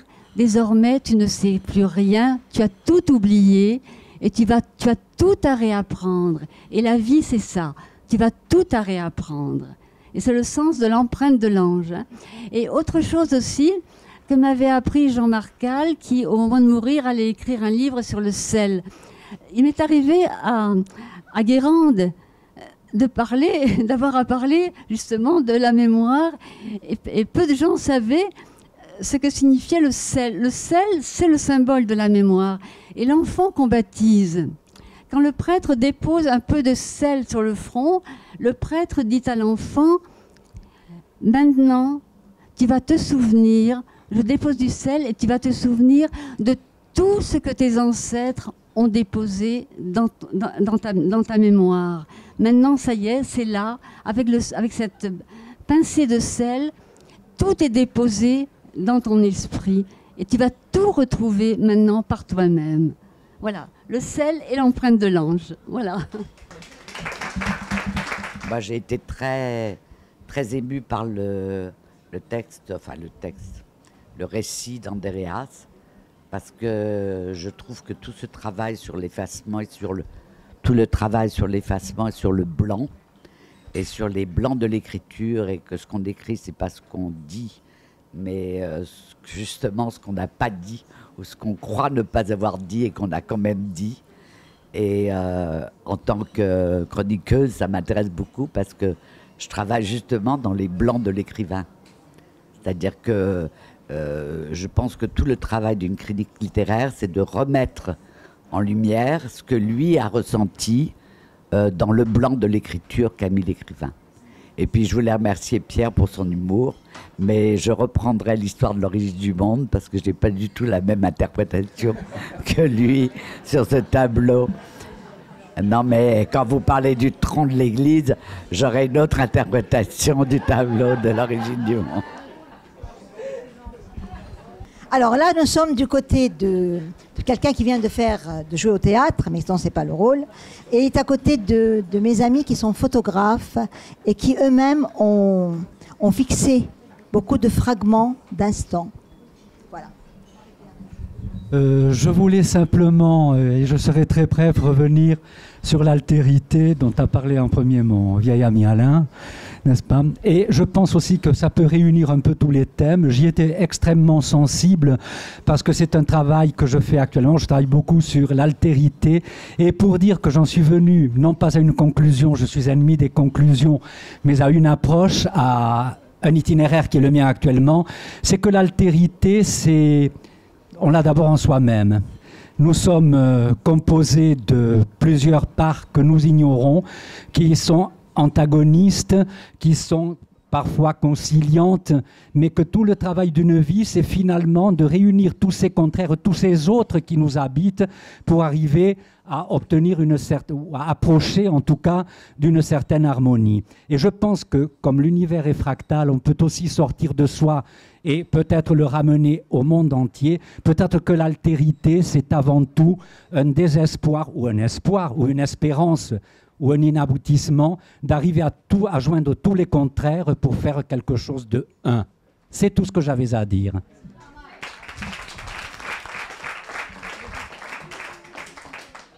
Moi, j'étais très satisfait d'être présent ce soir, parce qu'après avoir entendu tous les auteurs, j'ai retenu quand même quelques leçons qui m'éclairent sur ma propre pratique de l'écriture quand même. J'ai retenu effectivement que l'écrivain, au fond, il fait accueil à l'autre, hein, ça c'est sûr. J'ai appris aussi que ce qui serait grave, c'est d'oublier. Parce qu'effectivement, en psy, ça serait très inquiétant. Quelqu'un qui n'a pas la capacité d'oublier. Et donc, oublier l'oubli, ça serait vraiment dramatique. Donc, merci de cette leçon. Et puis effectivement, j'ai appris avec Andreas, effectivement, que l'écriture, au fond, c'est une pratique de l'effacement. C'est-à-dire que quand on écrit, on s'efface et on efface. C'est-à-dire que l'écriture, c'est pour que ça se taise, finalement. Voilà. Je vous remercie, en tout cas.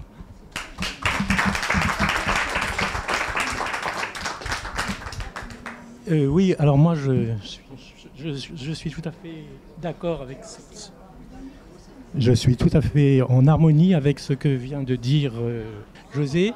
En revanche, alors, je voudrais, sur la mémoire, j'ai pensé, en vous écoutant, à une nouvelle de Borges, et ça va reprendre ce que tu dis, à une nouvelle de Borges qui est tirée de fiction et qui s'appelle Fuentes ou la mémoire.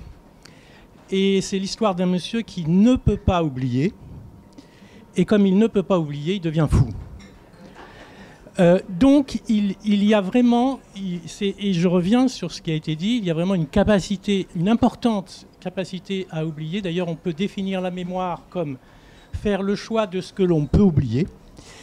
Mais je voudrais aussi dire qu'il y a des dangers à cela, et notamment dans l'histoire, où l'on peut manipuler, tu l'as souligné d'ailleurs, Pierre, mais j'ai pensé aussi au négationnisme. Voilà, c'est-à-dire que l'oubli, la capacité d'oubli, c'est ce sur quoi joue le négationnisme, par exemple. Voilà. Et sur l'identité, j'ai été très très sensible à cette manière originale de présenter, sur l'altérité, j'ai été très sensible à cette manière originale de présenter, de présenter la musique comme modèle d'explication. Ça m'a paru extrêmement intéressant. Et évidemment, le silence de l'écriture, c'est-à-dire que le mot n'est pas le bruit. La vraie parole, d'ailleurs, n'est pas du bruit. On connaît tous des gens qui parlent pour ne rien dire. Et bon, ça m'a fait penser à cela. Et j'ai beaucoup aimé aussi la manière poétique dont tu as parlé. Donc je remercie tous les intervenants.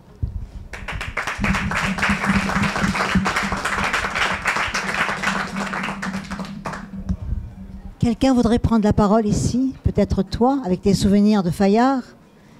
C'est une mémoire aussi à ta façon. Non, j'ai juste écrit parce que je ne sais pas parler, je crois. Justement, c'est pour ça que j'ai écrit, pour faire une cohérence peut-être, et pour enfin arriver à trouver les mots, c'est tout que je ne sais pas dire.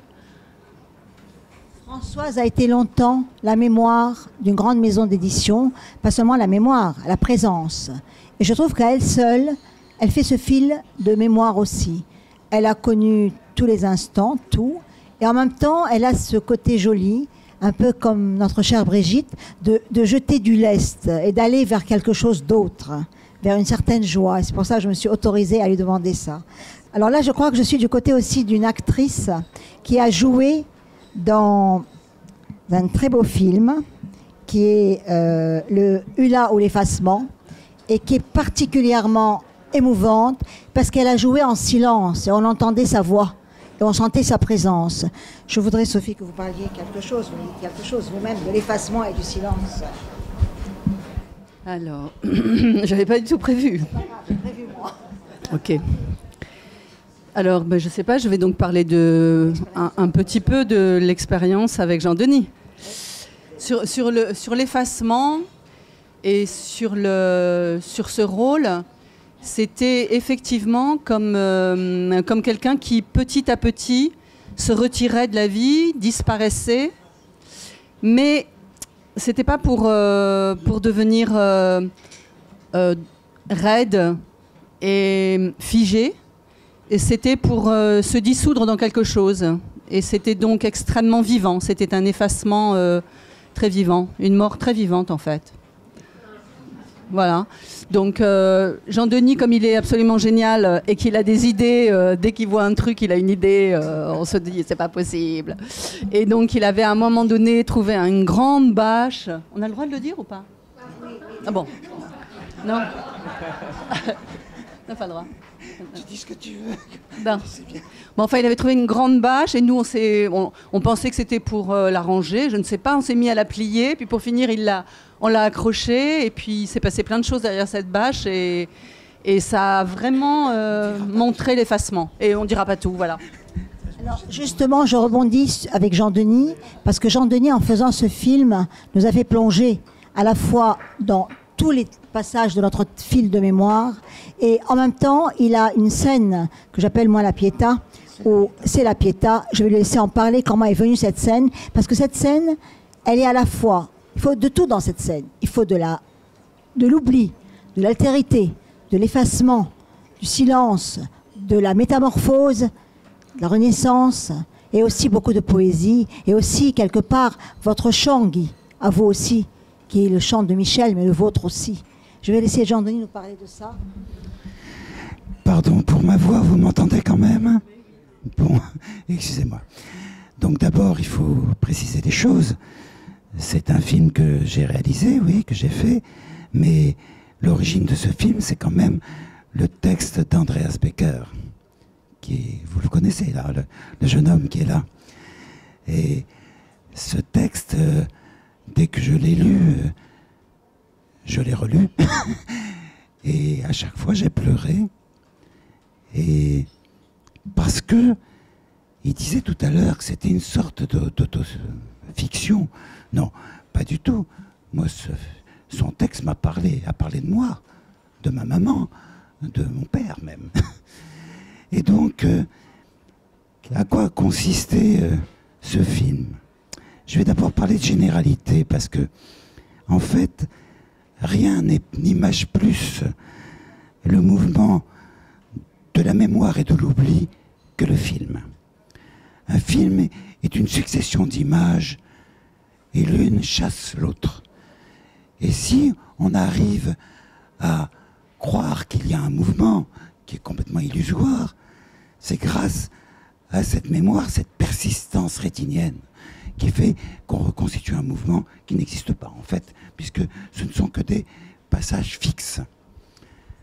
Et ça, quand on a travaillé ensemble, après, parce que depuis quelque temps, avant j'étais très prétentieux, je voulais tout écrire, la hauteur de la caméra, la direction de la lumière.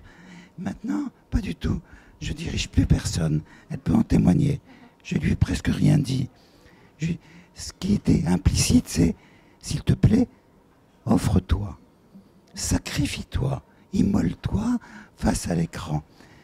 Et voilà, l'image que tu appelles la Pietà, que j'appelle aussi la Pietà d'ailleurs. Oui. C'est une image qui a surgi parce qu'il n'y avait pas de préméditation. J'ai trouvé qu'il y avait une ressemblance physique entre Andreas et Sophie. Il y a quelque chose. Et elle joue le rôle de la mère, il joue le rôle du fils. Et ce qui m'a passionné, qui est venu comme ça, c'est de me dire, tiens, on va chasser l'histoire. Ils ont l'un et l'autre le même âge. Le fils et la mère ont le même âge.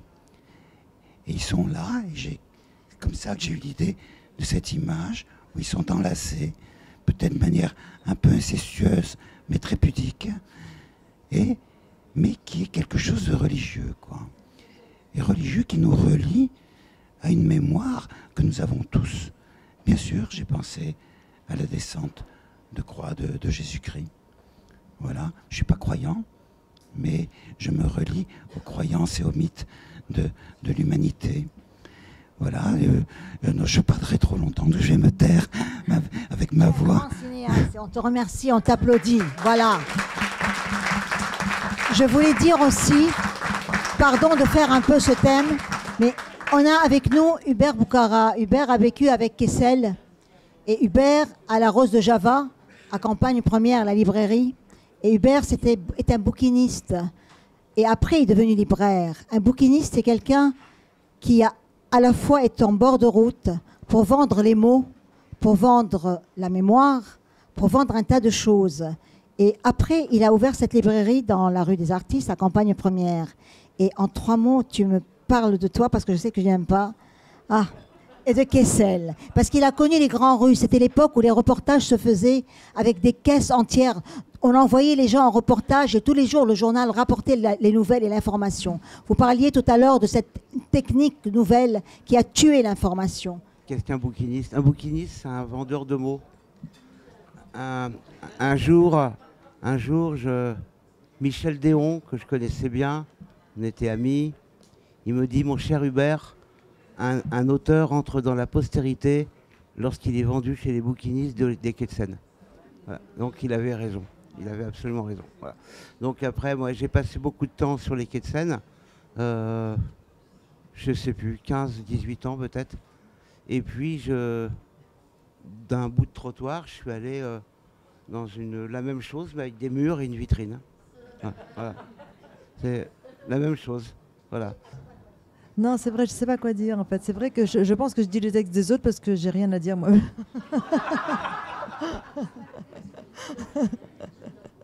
Il faut du silence pour qu'il y ait de la parole. Il faut de l'oubli pour qu'il y ait de la mémoire. Moi, je pense que l'oubli est un outil de la mémoire et que le silence, effectivement, est un outil de la parole. Voilà.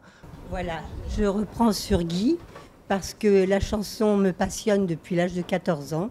Je chantais du Piaf. J'étais présidente chorale de 65 choristes et j'ai perdu ma voix après une opération de la thyroïde.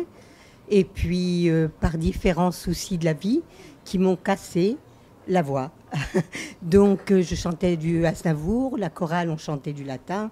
Et si vous voulez, la mémoire, pour moi, chanter, c'est ce qui me sauve ma mémoire, qui pourrait sombrer dans l'oubli par les aléas de la vie, quoi.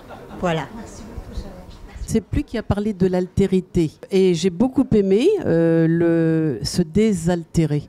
Voilà, ça je l'ai noté, parce que ça m'a vraiment parlé. J'avais également noté accueillir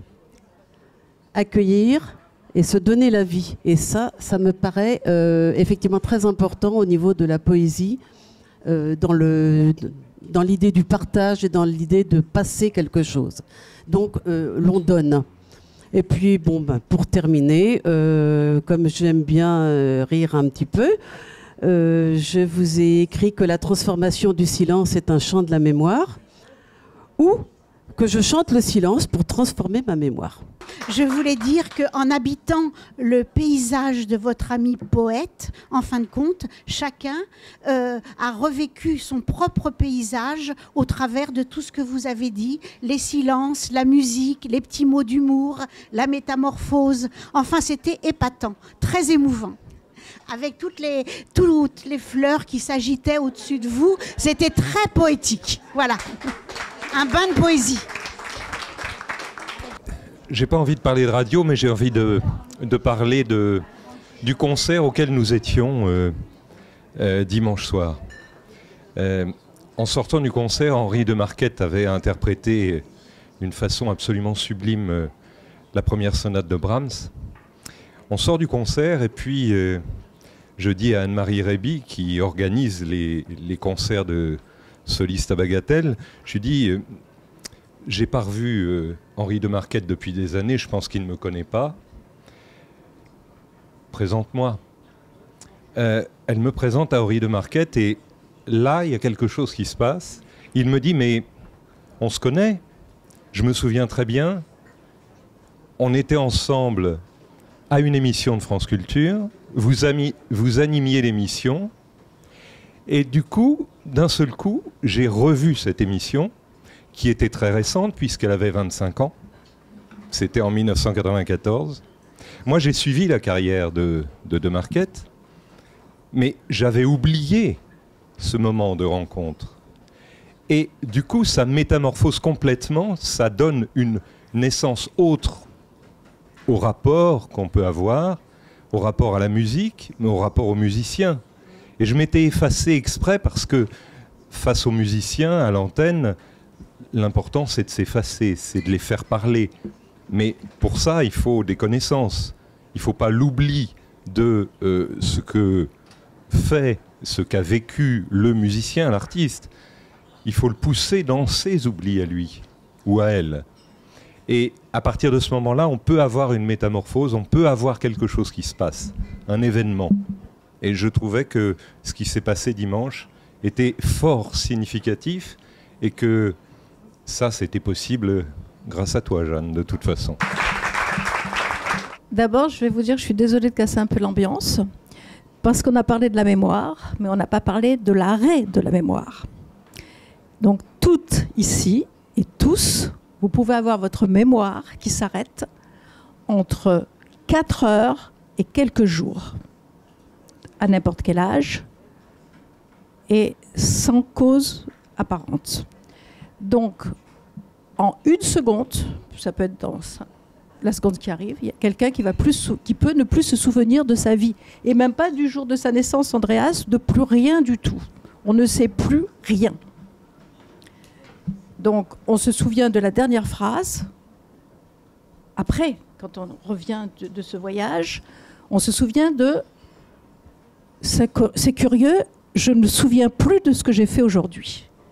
Et on se souvient de la première phrase qui revient « j'ai l'impression que je suis à l'hôpital. Est-ce que je suis à l'hôpital, aux urgences ?» Et là, oui, on est à l'hôpital aux urgences. En fait, ce n'est rien du tout. C'est très inquiétant, surtout pour le compagnon et la compagne.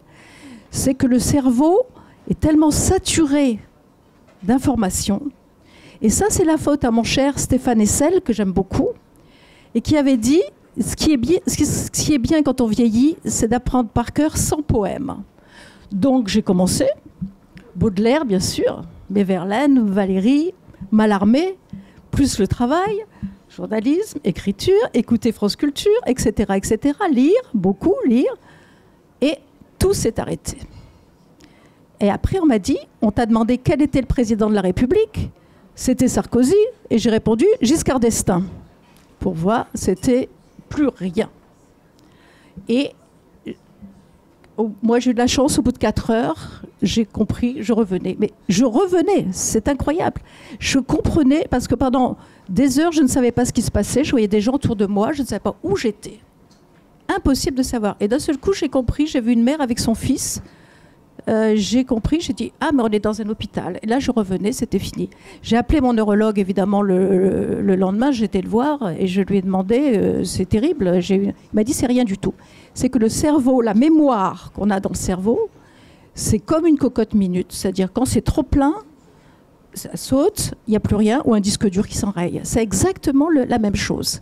Et ça prend n'importe qui. Et donc, je voulais vous prévenir, ne vous inquiétez pas. Ça s'appelle un ictus amnésique. Et si un jour, votre mémoire s'arrête net, mais net, d'une seconde à l'autre, ça revient au bout de quelques heures. Voilà. Bon. Alors, quand nous avons rendu un hommage au grand poète Édouard Glissant, il y avait Stéphane Hessel, justement, qui n'était pas encore mort, mais ça n'allait pas tarder. Il était en pleine forme. Il a récité ce poème d'Apollinaire. Notre amour est noble et tragique comme le masque d'un tyran. Aucun drame hasardeux ou magique, aucun détail indifférent ne rend notre amour pathétique. Et Thomas de Quincey, buvant l'opium, poison doux et chaste, à sa pauvre âne allait rêvant. Passons, puisque tout passe, je me retournerai souvent. Les souvenirs sont corps de chasse dont meurt le bruit parmi le vent. Mais c'est vrai qu'au début, moi j'ai créé ce qu'on appelait maintenant la bibliothèque Kandinsky. Et donc c'est tout à fait une histoire de mémoire. Parce que ça a commencé tout petit, avec des dossiers d'artistes qui arrivaient comme ça, sur la table pour montrer leur œuvre, des cartons d'invitation, des catalogues. Et peu à peu, tout ça, des années et des années après, est devenu la bibliothèque Kandinsky. Et là, c'est vraiment un extraordinaire, à mon avis, c'est plus important que tout le reste, parce que toute la mémoire du XXe siècle est là. Surtout à partir on ne le sait pas toujours, mais avec des documents très originaux, avec des choses. Et quant au reste, les artistes passent beaucoup, très vite. Ils s'imaginent qu'ils sont connus. Ils sont connus pour quelques années. Et après, on les oublie. Et quelquefois, ils reviennent. En général, vers 90 ans, on commence à les regarder de nouveau. Mais il y a des grands trous qui sont absolument injustes par rapport à toute la création. Je pense notamment aux années 70-80 qui ont été d'une grande richesse. Voilà. Je voudrais juste faire une précision sur l'intervention précédente sur les amnésies passagères, où la personne a suggéré qu'elles étaient liées à une saturation de la mémoire, ce qui est exact. Il faut ajouter une autre cause possible, ce sont les sidérations liées à un choc émotionnel. Donc, saturation de la mémoire, c'est une façon pour le cerveau de trouver son équilibre.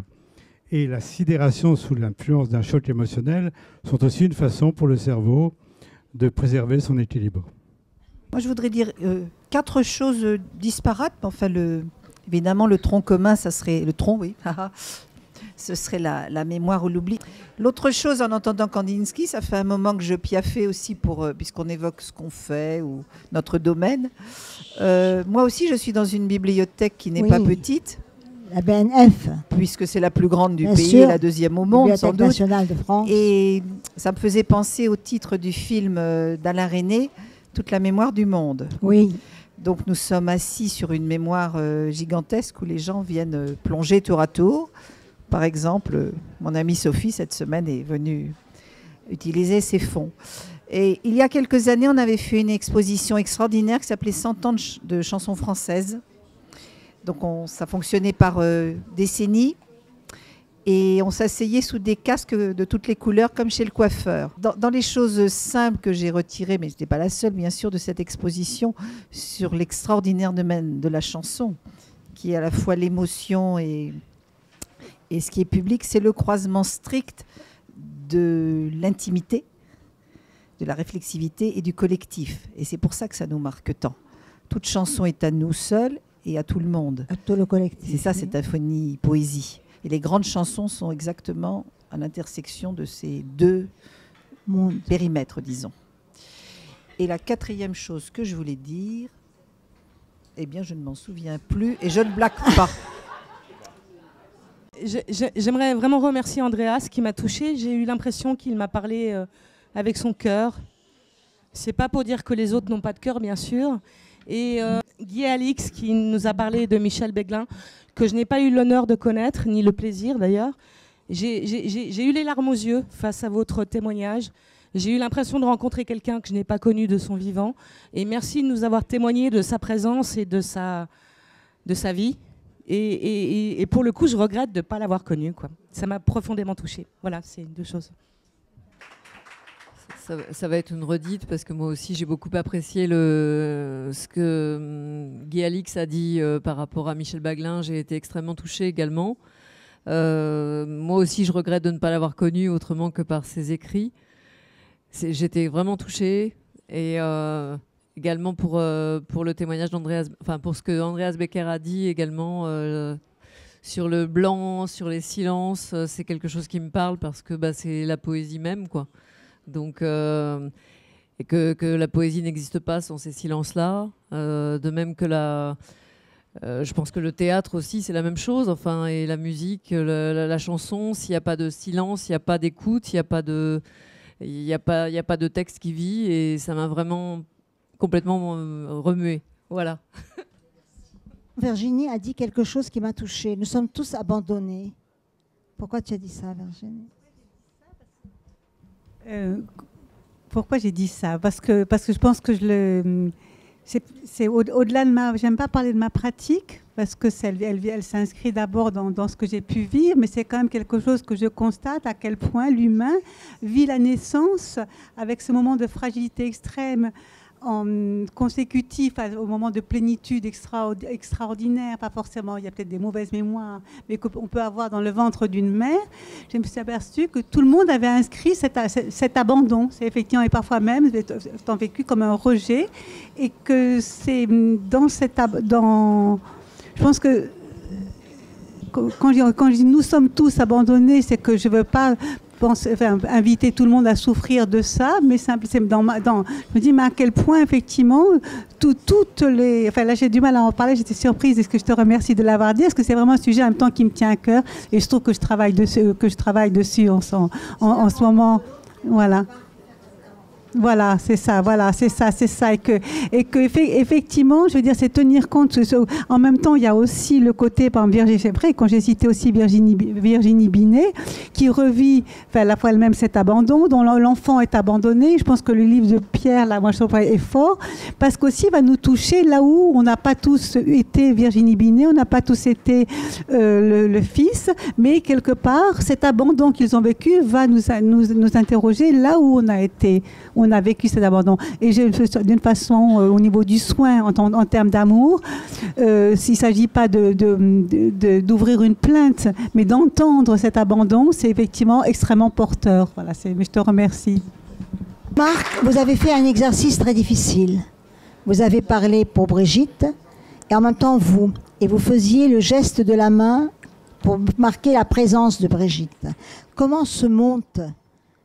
on peut faire cet exercice extraordinaire et difficile? Je crois que ce n'est pas un exercice difficile, il a naturellement découlé d'une amitié. Et je crois qu'une amitié, elle ne peut se construire que sur des résonances, sur des harmonies entre une façon de penser, une façon d'être, une compréhension du monde. Et qu'en parlant, en alternant les mots de Brigitte et les miens, je ne faisais que vivre en votre présence cette amitié. Pierre. Non, je vous remercie beaucoup. Non, c'est bon. Alain, tu as quelque chose à ajouter? Je ne sais pas si ce fil de mémoire a été à la hauteur de ce que vous attendiez. On a fait de notre mieux. Je le fais un peu comme si c'était chez moi à la maison, comme ça un peu peut-être mondain, j'en sais rien. J'ai fait de mon mieux, c'est un exercice difficile. J'ai voulu vous écouter, on a voulu vous écouter tous. La prochaine fois, ce sera au cinéma Panthéon, à la librairie du cinéma Panthéon. C'est le 15 octobre. Et ce fil-là va réunir des sujets qui sont... Il y a quelques personnes qui sont là, qui vont être présentes, bien sûr. Mais il va réunir des sujets difficiles. Ça veut dire la muse et le poète, le danseur étoile et la danseuse étoile, le cinéaste et sa actrice fétiche. Ça veut dire ce duo, qu'est-ce qu'il advient de lui une fois qu'ils se séparent? Et s'ils restent ensemble, est-ce qu'on peut toujours dire qu'il y a de la créativité? Donc voilà quel sera notre prochain fil de mémoire. Et nous avons un fil de mémoire sur lequel nous travaillons avec toi, Marc, qui sera sur la mémoire de la musique. Parce que la musique est une mémoire. On a marché, on a fait des guerres en faisant partir la musique, on a fait des horreurs avec la musique, et parfois on est dans une beauté incroyable grâce à la musique. Personne autant que toi ne pourra nous en parler. Et je tiens à dire aussi qu'on va faire un fil de mémoire sur la mémoire du travail. Parce que le travail laisse une mémoire. Et cette fois-là, on va essayer de le faire dans une usine. Parce que dans une usine, les gens passent parfois 40 ans de leur vie en mettant leurs affaires dans un placard, ils mettent le bleu de travail et ils partent. Et le siège où ils sont assis garde la trace du travail. Toutes les traces du travail. Donc, il m'est très cher de faire un fil de mémoire sur le travail, autant manuel qu'intellectuel. Parce que vous faites, vous aussi, chacun de vous, quelque part, un travail qui demande, je ne vais pas dire c'est très commun, de la sueur et des larmes, mais que ça vous demande. Et quelque part, on parlait de naissance. Vous accouchez à chaque fois de quelque chose. Toutes les personnes qui sont là, j'ai des gens que je ne connais pas personnellement. Si vous voulez dire quelque chose, allez-y. Votre fil de mémoire nous tient à cœur. Non ? Voilà. Et il y a quelqu'un, je ne dirai pas qui, mais elle porte le prénom de ma fille, qui m'a dit en rentrant, moi je ne suis personne, mais je viens. Et j'ai adoré ça, parce qu'on est tous personnes. Et grâce à l'autre, on devient quelqu'un dans les yeux de l'autre. Merci beaucoup. Un grand merci à tous. Vraiment. Merci aussi à ces jeunes gens magnifiques du Flore. Et puis pardon si on n'a pas été à la hauteur de ce que vous attendiez. Merci aux intervenants. Merci à vous tous. Et vive Ville-de-Mémoire. Voilà. Merci. Bravo. Bravo à tous.